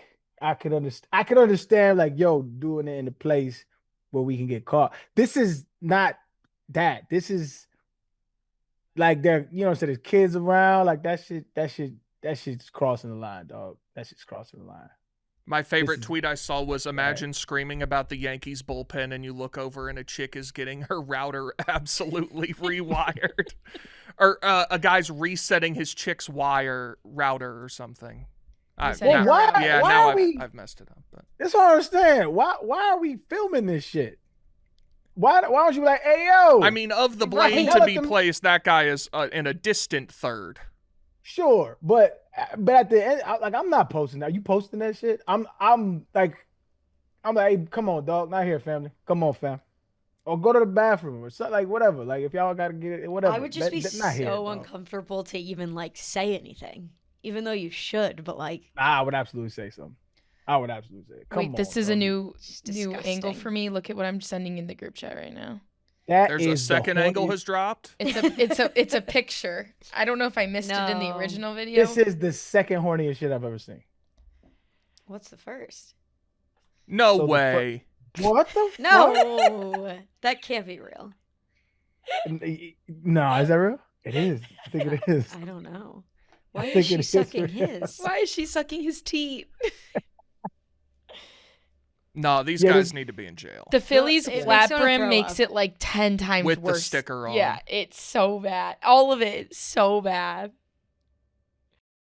Yo, so the first horniest shit I've ever seen was a similar video that was floating around on that beautiful app we call Twitter. It was a dude who obviously had mental issues, but it's just the wildest shit I've ever seen. He's at a gas station, passed down, beating his stuff, takes a gas nozzle, puts it on the back, puts it in the backside, and is just going to town. It's the weirdest, horniest shit I've ever seen in my life, dog. Wild. Clears this by a mile, but this is bad. This is absolutely bad. Clean It up was the absolutely bad. streets. That was bad. But yeah, no, they should absolutely damn, they ain't never gonna be able to go to a baseball game again. Nor should they be. Yeah, On they a should Sunday, be banned too. from any Major League Baseball stadium or stadium in general. That's tough, cuz. Badly, bro. Insane. And he There gonna was- dap, he gonna dap somebody up after that too. The way she's reacting to Disgusting. it is like At first, I it's so thought- crazy. At first, I thought he was chilling, and they had one of those The vibrating. That's what yeah, I that thought you too. can control with an app. I thought that too. Hey, those are kind of fire, by the way. Whoa. I don't know where y'all at with the Okay. king shaming, Okay. but hey, I'm just telling you, for those who are a little freaky and do like some public, Oh. you know what I mean? Hey, it'll spice your life up, Big T. When you can get the little joint. She puts it in, and at any given moment, she press a little button, and she gonna feel you a little bit. You know what I mean? That's how I'm gonna be 1,000% honest with you. Go ahead. That might be worse than what he did. No. Because you know There's what? no You know way. what? I'll No. tell you why. I'll tell you why. What Arian is No. describing is like tweeting from a burner. At least this guy's putting his name to it. Okay? He's out. He's on camera. We know exactly No. who he is. No. Arian wants to be No. out there incognito on a burner doing this shit. I'm respecting my community, but I'm still getting my kink off. I put your name to Look, it. You know? No. I think you're No, wrong, that- Big that's- T, that's but jealous. it's That's still crazy jealous. that you just said that. Yeah, I agree. That's a jailable offense. They're both bad. No, I'm not that's how is it advocating for bad? either. Wait, hold on. How is that bad? Explain. I don't know. It's weird. That's relative. How's it bad? I don't know that I was saying they're both bad in the sense of I'm not advocating for either. I'm just saying I am advocating for one of them. I can tell. Hey, listen, bro. There's nothing like spicing up your sex life, right? If you're feeling a little dormant in the bedroom, get you a little vibrating app. Tell her to do her thing. Go out, say, hey, go get some groceries. Or go out about your day. And the thrill of it, Big T, I'm telling you, man, it's exhilarating because it's still private. You know what I'm saying? You gotta go crazy and tap the button like a goddamn. You don't gotta go crazy, but just every now Wait, and then. so you're saying you're not even with her when you're doing it?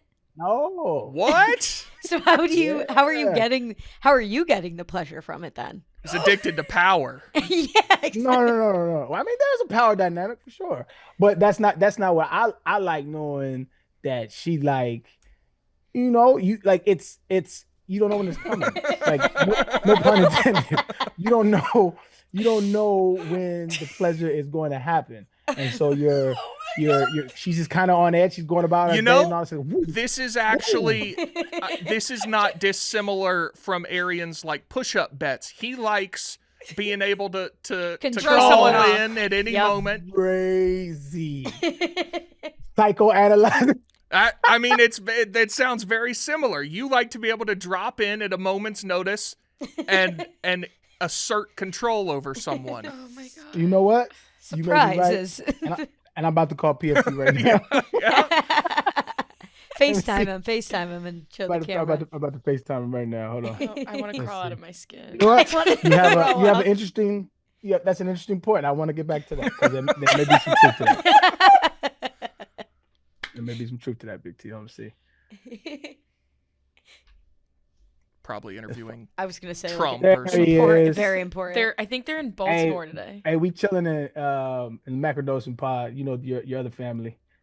And we were just talking about Tell him. actually Tell him.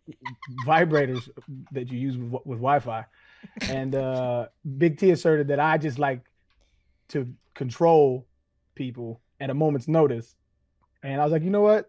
There may be something to that. Let me call PFT. So let me get 15 real quick. 15. Yeah. On a moving RV right now. Oh, even better. He said he's on a moving RV right now. Even better. Are you on FaceTime? That means you have to stabilize. Yeah, here Oh, he okay, is. I was gonna say. That's such a funny angle. How's your real wife? I don't think you can hear through the This is like the headphones. Coldplay concert. 2.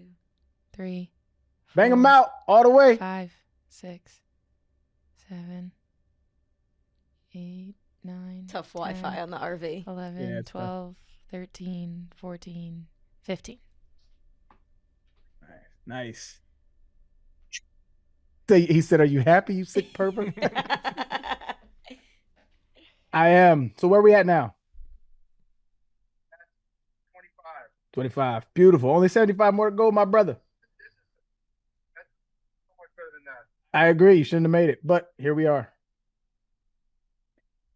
No? No, you have to say yes, and what you did, and this is why you owe me push-ups. So enjoy your grip week, my brother. He said, "Enjoy your remote control vibrator." All right, my G. That was so out of context. Yeah, you know what? You might be right though, Big T. I'm just from what I've seen. So I read an article a long time ago, right, about like dominatrix kind of stuff, femdom, Of course you did. shit like that. Yeah, well, because I am interested in the human psychology of sexuality, why people like certain things. Yeah, I'm interested in it. So I was reading an article about why women like being dominated, right?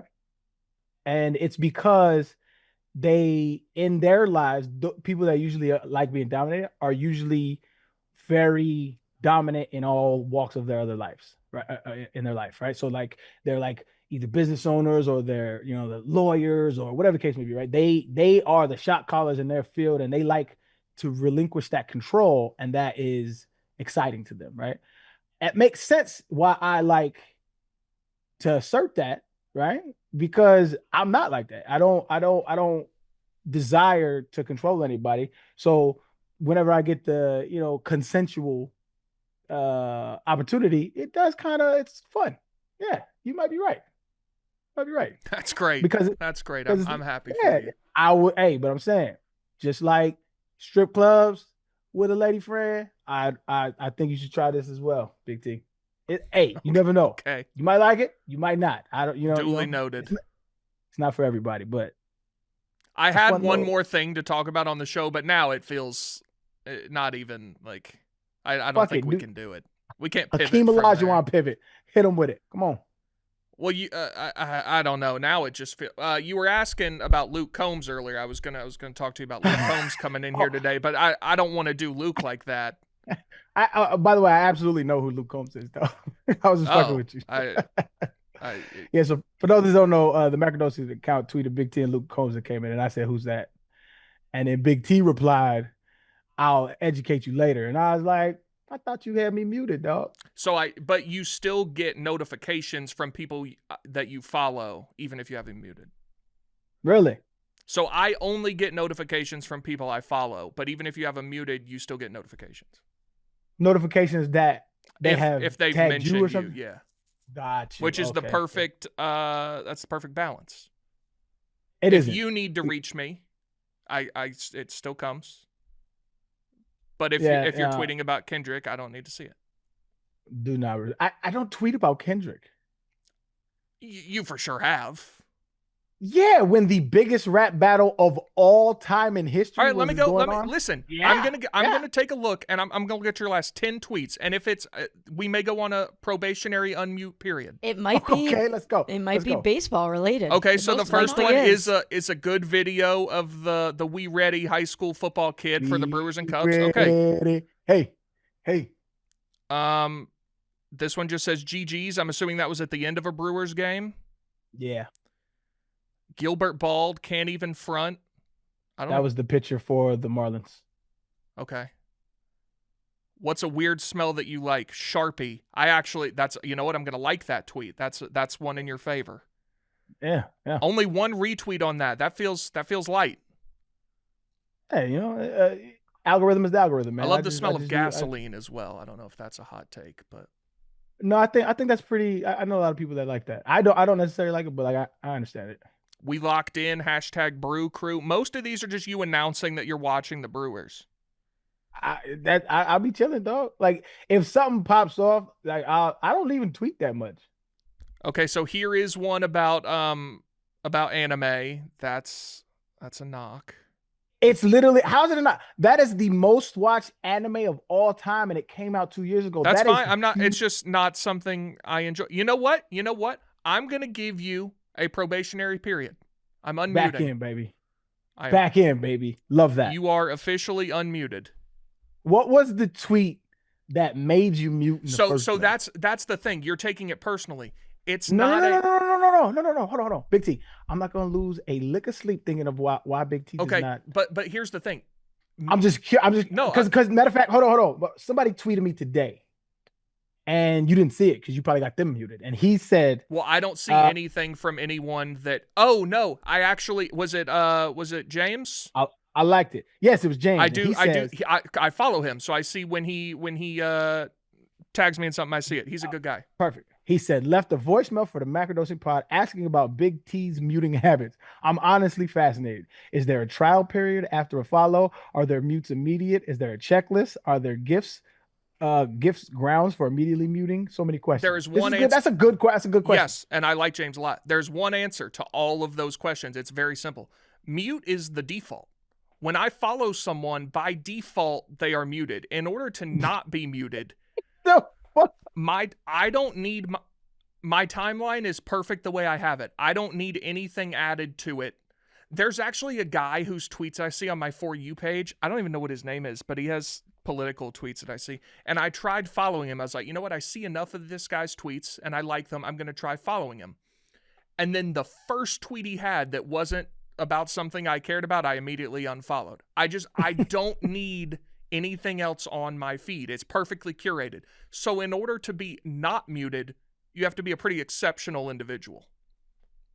So there has to be some type of entertainment value that is given to you. Like, let me see if my following is in chronological order. Okay, it seems to be. So of the last, all these people I've followed, the last one I followed, let me count how many until I get to one that's not muted. 1, 2, 3, 4, 5, 6, 7, 8, 9, 10, 11, 12, 13, 14, 15, 16, 17. I mean, we're going to keep going. I can't even find one that's unmuted of the last 50 people I've followed. You want to know, Big T, what was the biggest revelation for me going through therapy? What's that? This is it. Is that the walls that you build to block out negativity will absolutely work. But you don't get to be selective about what you block out. You also block out a lot of good that can come your way, right? Be that as it may. Hold on, hear me out. I recently got invited to the Masters by one of my following. That's not what I needed to hear today. And what I'm saying is I get a lot of hate tweets, especially from, my political takes, my views, whatever the case may be, right? All the time. And that does take a toll where it's like, bro, shut the fuck up, pull up, or shut the fuck up, right? Yeah, I get that feel sometimes too. But the amount of connections that I've made on Twitter by just having open DMs and just talking to people, it's been amazing. That's just the cherry on the top. I've had amazing interactions. I've met up with people. I've, got invited to things. I've a whole bunch, a litany of things, all because, I'm open to meeting new people. That does come with some assholes. Absolutely. It's like eugenics. Yeah. You're going to have somebody trying to get a baby with a strong jawline for sure. But we might cure cancer. You know what I mean? You might get invited to the Masters. You got to. So are you going to the Masters with a rando? Hell yeah. What? What? The pimento cheese sandwich, hot dog with a beer. And he was like, you can come on a Saturday and a Sunday. And I was like, bro, dog, this is insane. He showed me all the proof. He's like, honestly, I go every year. He's like, I just enjoy other people that get to experience it. She's like, I know you like golf and I'm a fan. He's like, I'm like, brother, count me in. Well, listen, if anyone invites me to the Masters, I'm more than open. But I don't know that it's worth that remote chance is worth everything else. I would say I've been invited to like baseball games. I've been invited to basketball games. Also, my DMs on Instagram are open. Anyone can DM me on Instagram. Sadly, you can't invite me to the Masters, bro.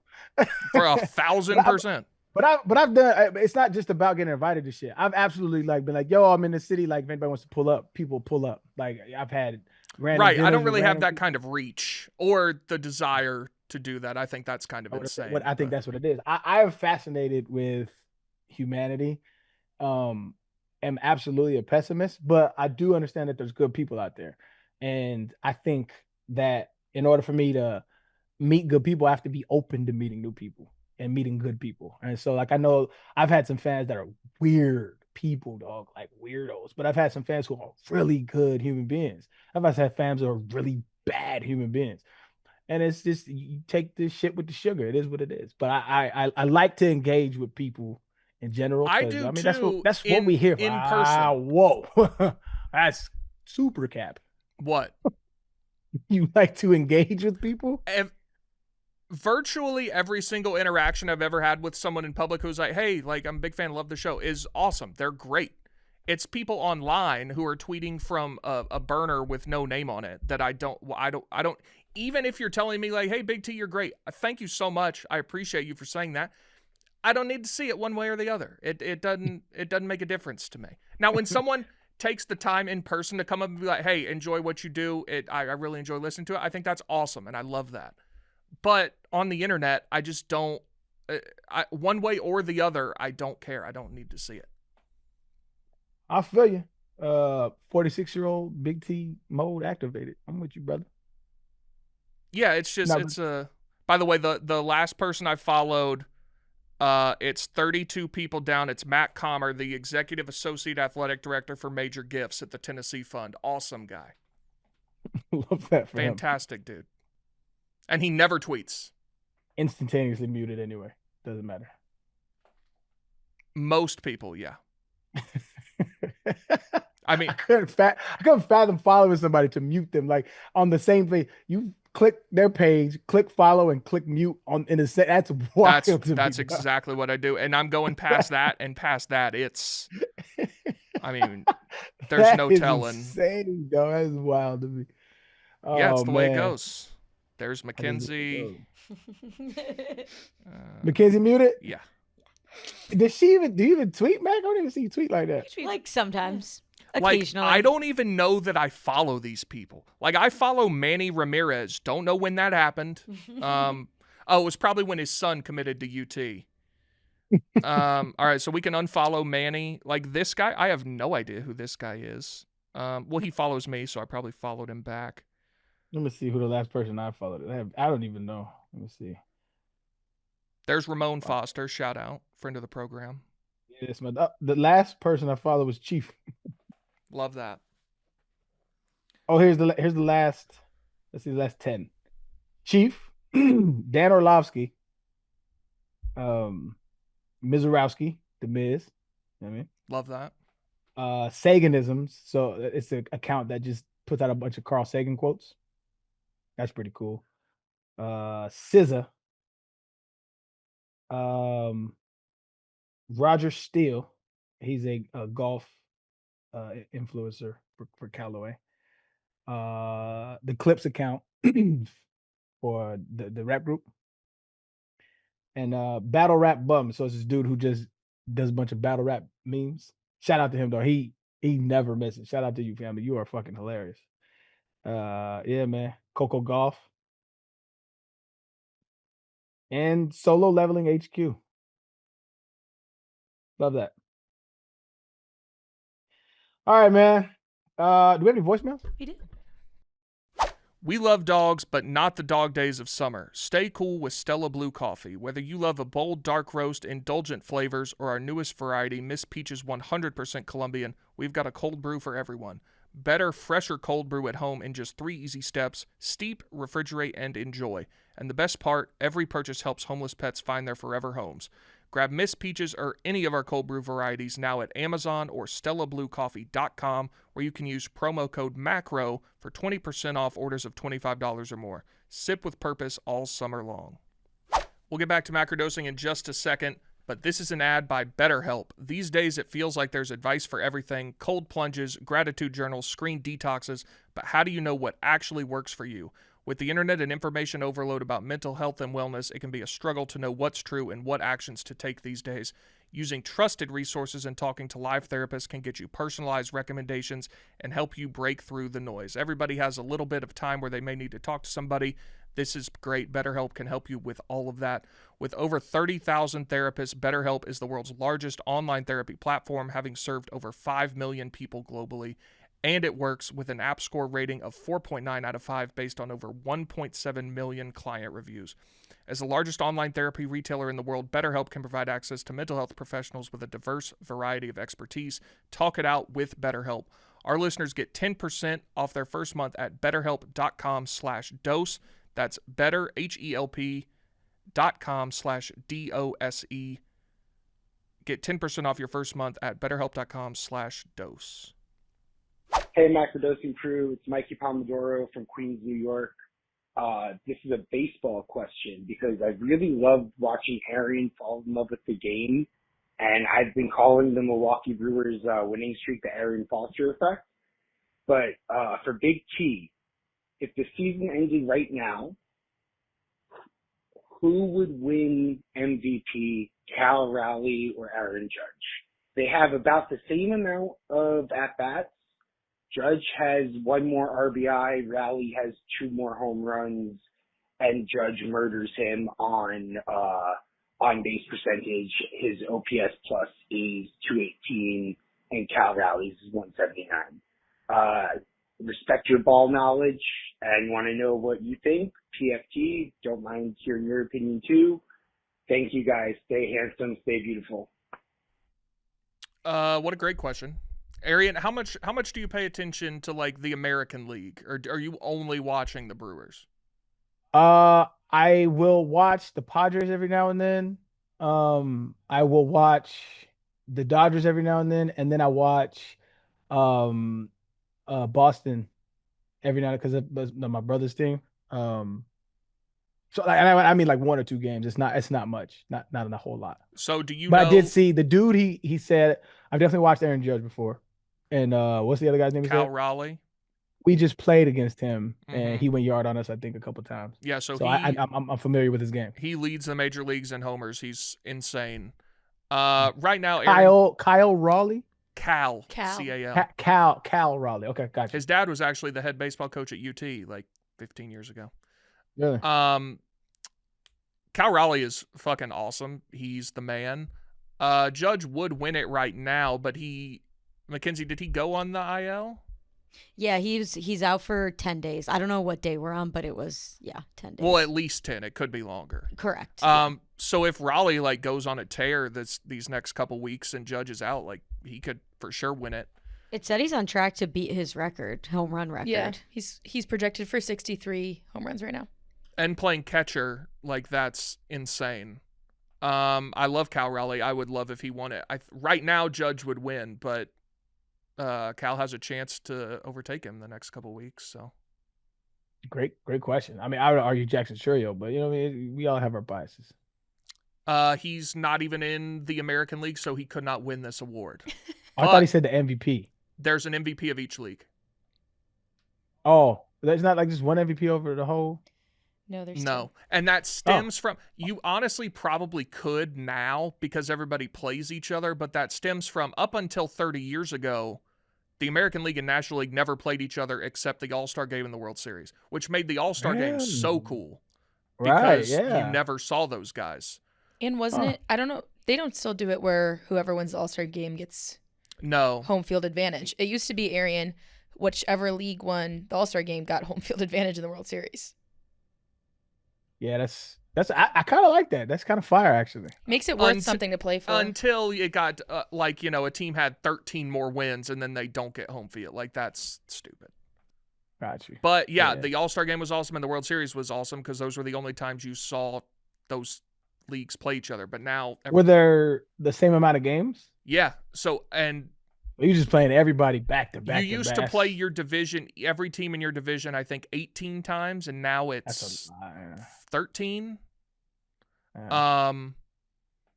Because they only made it to where you play every team 2 or 3 years ago. You would play several from the other league, but now you play every team, which is great. But yeah, just pretty different. So you probably could have just one MVP for all of MLB now, which would actually be kind of fire. But yeah, it's definitely down to those two guys in the AL, and then the National League, Shohei will win it again. But Rookie of the Year in the National League is a dead heat. We swept him twice though, so I mean, it is what it is. Rookie of the Year in the National League, last I checked, was still a dead heat between Drake Baldwin from the Braves and Mizorowski, which I would stand to benefit significantly financially if Drake Baldwin wins. I mean, honestly, this is coming from a Brewers fan. I think you go with Baldwin. Well, and the good news is he is playing pretty much every day now, where he played every other day for the first part of the season because they're going to trade Marcell Ozuna. So he'll be playing every day, which is will help a lot. But oh my God, I don't know if we talked about it. We talked about it. That throw that is it Acuna? Oh, unbelievable. That was one of the best throws I've ever seen. He's the only reason I still tune into the Braves games every night, just because he will do something once a month that you've never seen before. That was unreal, dog. Yeah, that was Yo, and Maddie, bro, what? I don't think we ever addressed that either. She said that shit in the group chat where it was like there was like a dude talking about the Brewers were trading for him. Do you remember that? Oh, and it was like, what would it take for the Brewers to Yeah. trade for Acuna? I thought that was like a real. I was Oh, hype. absolutely not. No, sorry, I didn't mean it in a Yeah. patronizing way. If I just thought Yeah. I thought it was a funny comparison because of you two. there is not a trade that any team could put together for one of the 5 best players in baseball on a team-friendly deal for the next 5 seasons, but if I did have to make one for the Brewers, it would be Mizorowski, Churio, William Contreras back, and that would just be the starting point. And then I'd have to look at all their prospects, and then it would be 4 or 5 of your top 10 prospects. No, sir. Right. That's what I'm saying. There is not a deal a team could do. No, That would do it. That is like the core of our. I think aside from Mizorowski, I think we're really good without Mizorowski. But those Churio and Contreras, no, that's like the core of our. I know That's what I like about the Brewers is like, yeah, I don't know a lot about baseball, but just watching and understanding the game a lot is like we don't have any like big hitters. There's no like sluggers. There's a bunch of guys who are very efficient, will get on base, and when you have guys like that, it's like a fight. So you could be down 3 runs, you get a hit, get a hit, get a hit, you get a hit, get lucky, we get a double, we back in the game. And that and this season, that's what it's been. It's just been a whole bunch of scrapping and fighting, not a whole lot of like high flying kind of stuff. I never And thought I'd it's see really Arian be fun. somebody that's like, you know what I like? Guys who fucking get on base. That's what all this home run, OPS. No, I want guys that get on base. Absolutely, it's funny like that to me. I mean, honestly, if we had dudes hitting home run, like if we had a Cal Raleigh, I don't know what the fuck his name, but if we had, yeah, of course, who wouldn't like that? But like when you have a team that doesn't have that, but they're still finding ways to get wins, that's fun to watch. That's really fun to watch. It's scrappy, man, and he played good D. They got solid, man. It's been what a journey. What a team pick. Also, they man. turned Andrew Vaughn into a functional Major League Baseball player. Bro, is he not? I think he had in his last 17 games, he has like 18 RBIs or some shit like that. Something crazy. Yeah, he's been really good, and he was terrible on the White Sox. Which is why, yeah, sometimes a change of scenery is the way to go. But yeah, Wasn't great. They started. Wasn't they great started for calling- you, but some guys, yeah, it really helps. Is what it is. They start calling him King Von. Who's that? Oh, Andrew Vaughn? Andrew Von. Yeah, That's funny. That's a funny crossover, given Chicago's right next door. But It is crazy yeah, man. how I would have never known, and maybe it's, maybe I should look into more U.S. geography. If I would have never lived here, I would have never known that Milwaukee is an hour away. Yeah, You can I get there didn't know that either. so quick. Yeah, I went there and back Didn't know Friday. I really wanted to go to these games this week. I really wanted to go, but I got some shit I got to do. I'm starting up my my coaching debut. Oh. Yeah, I'm coaching a little league team. Hope you don't have to drive more than 30 minutes because Lord knows you're not doing Might that. cancel it. And now, when it comes to kids, you know what I'm saying? Like when you coaching young kids, you're not necessarily coaching to win. You teaching them how to be young men. One can Yeah. argue your What about appointment was having also them? about the Yeah. kids. Has a lot to do with children. No, that would stop me from having kids. Right. Well, that's what we're saying. That was your goal. Yeah, but I've actually been thinking. I'm not saying I'm going to have another kid. That's what I'm saying. But what I am saying is, I really like being a dad. I like being a dad, bro. Like I do. love that for you. It's the funnest thing in the world.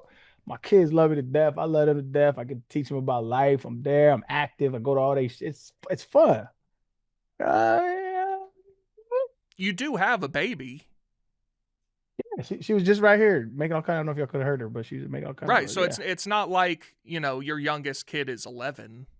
I'm kind of like a woman when it comes to that though. Like once you have a baby, you kind of get like she because right now she's operable. She's not just laying there and you have to keep her alive, right? That stage is fucking horrible for me. I don't like it. But like when they start like developing a little personality, walking around, asking for things, tearing shit up, you get a little baby fever. Like, I could do one. I could do maybe one more, but maybe it's probably not a good idea. Or maybe it is. I don't know. And go to the next voicemail, man. Ladies, leave a voicemail. Ladies, leave a voicemail if you trying to, Didn't you say a couple weeks ago, like, you're great to have a kid with or something? You said what? As long as he likes you, you're great to have a kid with. Yeah. And if you're nice to him, then he'll invite you on cruises together, and stuff. Yeah. Hey, if you're a rational human being, I'm the best baby daddy that you can ask for, dog. I'm great. I am amazing. Okay, next voicemail. Hi, my name is Caleb. I am from Dayton, Ohio, and currently on a road trip back from East Tennessee. Shout out Big T. Hey, shout out everyone on the podcast. I'm talking PFT. I'm talking Mac. I'm talking Maddie. I'm talking Arian. Everybody over there. Shout out to all of you. But that's besides the point. So I'm driving right now. Currently stopped at a Buc-ee's. Cheesesteak burrito, by the way. Texas cheesesteak burrito. Can report is very good. Just tried it for the first time. My question for all of you today is, so I've been thinking about this while I'm driving. What percentile of drivers do you think that you are in? With 100th being danger to society, should not have a license, and in many cases do not because they are a danger to society, and the 1% being like professional drivers, obviously race car drivers, people that are professionally trained, stunt drivers, that sort of stuff. Where do you think you fall in that group? This is for everyone, by the way. Everyone can feel free to opine. Me personally, I am a bit delusional, so I think I am probably in like the 5th percentile. Like, I'm not professional, never been professionally trained, but I think of the drivers, average drivers on the road, rank and file, I'm one of the best ones out there. So excited to hear what you guys think. I am going to hang up and hopefully listen to your answers. Have y'all a good one. Well, just real quick. He meant 95th. Just so you know, going forward, if you want to say you're good at something and you say 5th percentile, that means you're really terrible at it. But he put it in reverse originally. I know, but just going forward. Wait, so how does that work? If you are in the 95th percentile of something, you're awesome at it. If you're in the 5th percentile of something, you're terrible. Now, if you say I'm in the top 5%, that's different. Now it's reversed. Okay, so that's how I took it. Yes. So it's if I'm in the top 5%, but if I'm in the 90, okay, that makes sense. Okay. You are in the 99th percentile of human beings at running, and also you're in the top 1%. So they're flipped. When it's percentile, you want to be high. Hey, you know what? Clip that and send it out to the masses. That's an amazing bit of tidbit. That's like farther and further. Correct. Yeah. So that's probably like, yeah. So farther and further, it bothers me to no end. Happy Gilmore 2, they said further when it should have been farther. I noticed it. Yeah, that's like my only bit of grammar shit that bothers me. Otherwise, language is for communication. For some reason, that just irks the shit out of me, dog. Farther and further, like, because I think a lot of times further sounds better in people's heads, so they kind of put it in there when it's not supposed to be.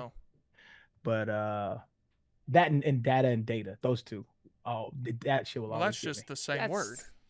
That's but like an Oregon. I think when people say data, they're more often than not, and I've said it before, but it feels a little highbrowish to me. Oh, that's how I say it. I think data. I think data is more. No, data's normal. Well, and that could be because I have an affinity for Star Trek. Star Trek had a character named Data. His name was Data, and so that to me is the baseline. That's probably where it stemmed from. Okay. Honestly. Yeah, but, I've always said data. Anywho, I am in the top 5 percentile of driving. Okay, see, and you still unequivocally. You're in the top 5%. 5%. Oh, percentile. 95th Fuck, all that. percentile. My bad. See, I'm just learning. I was wrong. My bad. I'm in the top 5% of driving. I absolutely believe this. Yeah, I'm not a pro. I don't know how to bend a corner like that. But as far as like, I got taught when I was young. My dad used to drive trucks for a living. And so I got taught when I was young how to be a defensive driver. The shit that you be fucking up, Big T. There's a fast lane. So right? I'm actually very glad someone asked this question because I'd love to speak about it. Let me finish and you can get on land my plane. that on top of my peripheral vision from what I did for a living absolutely helps me in understanding and anticipating people's movements. This is why I've never been in a wreck that was caused by me. I was in a wreck because I got T-boned by a dude who was being an asshole. And the insurance and the police all told him, like, no, you were in the wrong. There was nothing I could do to avoid it. I tried to speed. I saw him coming, but I tried to speed up because slowing down would have he'd have definitely clipped the front. So I was trying to beat him to it. But anywho, never been in a wreck. Avoided many wrecks because I drive defensively. I never drive aggressively. I never drive trying to beat anybody or do anything. I always drive with the sense of like they're gonna fuck up, and your job is to avoid their fuck ups. And so I don't really speed like that. Just a great overall driver. I'm an unbelievable driver. So in our little Milwaukee vlog, I didn't know this happened until I watched it because I was still in the car. But when y'all went in that little gas station, had a powwow together, PFT said I was a bad driver because when we got on the highway, we got on in the left lane. So I have to be in the left lane for a minute. And I was going like 5 over. And I yes. Remember we talked about it, the speed limit was 60. I was going 65. You didn't go 65 until I told you about it. No. I was going 5 over the speed limit until I could get over. And then that was for like 90 seconds. No, you were driving like so slow. People were passing. This is the reason why I said something. People were passing you. And I was like, Big T, this is the fast lane. He was like, I don't care. Also, well, I disagree with that premise generally. But some would argue that was what you were just saying. That's defensive driving. No. Not being aggressive. Because there's road etiquette. That there is a fast lane. Whether you agree or disagree with the premise, there is driving etiquette. If you want to drive slow and modest, you get over to the right lane, the middle and the right lane. Those are for people who want to chill. Which we did. We had to get on in the left lane. Right or wrong? I said something about it. I don't recall. Oh, now he doesn't recall. My guy was watching the vlog. Okay, well, I'm gonna let you know how it went. You were driving in a slow lane for a long period of time. So much, not long, a relatively long period of time, where people were passing you from the right. And I was like, Big T, this the fast lane, dog. He was like, I was going fast. That I don't believe in that. It doesn't matter. You can get pulled over for going the speed limit if you're impeding the flow of traffic. I was going over the speed limit. No. All I'm saying to you is there's road etiquette. If you want to drive slow, which could or could not be the speed limit, right? If you want to, you get over. If people are constantly getting behind you, you let them pass. That's road etiquette. Like that is how, those are the driving. This is I learned, like truck drivers know this. This is why like when people drive trucks and you see a truck coming, you get over and you let them go and you let them pass. Okay, they but drive for a living. That aside, we got there and back very safely in a very good amount of time, despite you popping open a fucking open container in the passenger seat and really throwing me for a loop.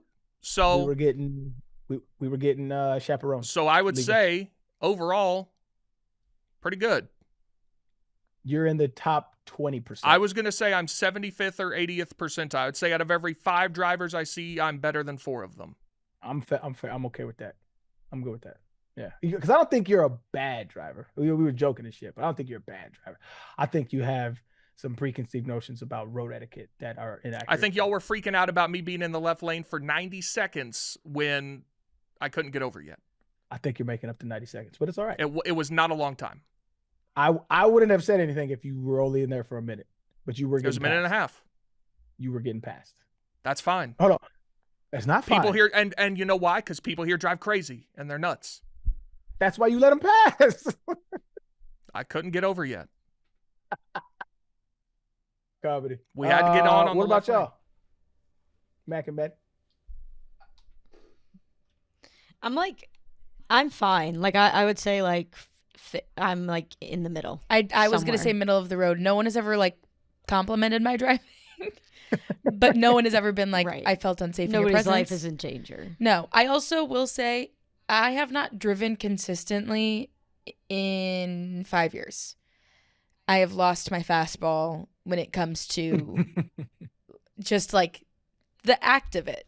Like every time I have to drive now, I do get very nervous. Driving here is the worst. I don't drive here. No one has let me drive here. I don't have a car. That is for a reason. Every street is the width of your car because there's parking on the street, and people drive insane. It's nuts. I hate I will go out of my way to go sit in traffic on the highway here so I don't have to drive on the side roads.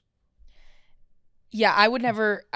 It would take a lot for me to get a car here and like consistently drive. But I go home and I live on like a 2-lane, like there is nothing crazy going on with where I live. There is one street and you go up and down, and the farthest I drive is like 7 minutes.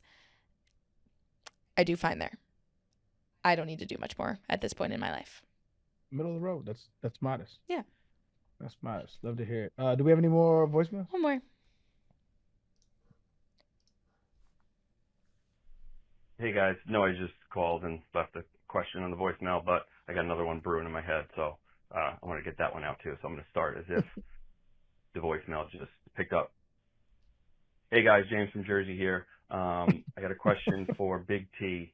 I'm very intrigued by his social media, his X, formerly known as Twitter, habits. Oh, so we answered this. I know. Big T, when you start following someone or you follow someone back, is there a grace period for them before they get muted, or is it like, because I know you said sometimes it's okay, you can turn it off. Right. We know what the question was. Follow. Yeah, we answered that. Yeah. It's an automatic, mute is the default. If you're unmuted, that's a privilege. So Arian's on his trial run right now. I'm on my trial period, baby. I might throw out some Democratic critiques just to like. Well, yeah. Listen, this is a risk reward period. Like, you know, if you throw something out there that's really good, that's obviously going to help you. If you take a risk, you know, maybe we see what happens. This is football's coming back. Yeah. Do you play this safe or do you go for it? It'll be interesting to see. Just read Jake Tapper's book. Can't believe the Dems went this far. # lock them up. There are people in that book who need to be locked up. You asked what's the most interesting thing in it, and I think if you're really plugged into politics, you knew this, but there was a group of about 5 people, one of whom was Jill Biden's chief of staff, who had very heavy influence on the direction of the United States. Like, her chief of staff was one of the 5 most powerful people in the White House, more powerful than the president. I think to me that makes almost sense, and this is why. Like, I think it's an asinine idea to have one leader, right, to lead 300 million people. I think it's stupid. I think you have an administration. We have a whole Congress. Well, that's what I'm saying. I think you have, but your administration, I think, is like, I think everybody has a lane that they're good in. And so you do what you feel is best. I got the final word, but I'll put people in position to inform me or advise me to be like, and that's totally normal. I would say from what it seems like, Biden was not the one with the final word because he didn't know what was going on. Is that what Jake Tapper said? Not directly, but his they call the group the Politburo, his like 3 or 4 closest, most senior advisors, and they were more or less the most. So this is why I'm skeptical about some of that shit. And like I said, I'm not in the business of defending Joe Biden, but like, okay, so in one part of the book, he's yelling and screaming and taking initiative and saying, "Oh yeah, motherfucker, I'm not blah blah blah blah blah." And then on the other hand, he can't make a decision. Well, to be clear, he was reading off a card that was given to him to like inform him of something, and he thought he was supposed to read it because he didn't really know what was going on. No, I understand. I think he was suffering from dementia, but I'm saying, but on the other hand, we slandering him because he was cussing people out and like this ornery leader that was like those stories don't mesh well in my book. From what it seemed from most of the stories, as the 3 weeks went on between the debate and when he dropped out, he became increasingly angrier at people, and because he didn't want to, obviously. Well, that could be dementia. Like I said, my grandma's right. Kind of mean right now. Yeah. Well, in any case, I hope looking forward to Hunter the tweets. Biden's doing well. You said what? I'm looking forward to the tweets. I'm looking forward to seeing what's out there. Oh man, every time I tweet now, I'm thinking of you, Big T. I mean, tonight's a big game. Yeah, I don't go too crazy. Like, you know what I'm saying? I'll put 1 or 2 out unless something crazy happens. Jackson Cherry is my favorite player in the big leagues. If he does something crazy, you're gonna get some Jackson Cherry love on your time. Love that. And he's a great player, man. He's a great young player. Very good. Future NL MVP. Calling it. All right, man. It's been an amazing Macrodosing episode. So we will see y'all next week. We don't have a topic yet, but we'll discuss amongst ourselves and have a good show lined up for y'all Thursday. Y'all be blessed, highly favored, love on one another. And if you're in a Yankee Stadium, love on one another a little harder. Feel me? Peace.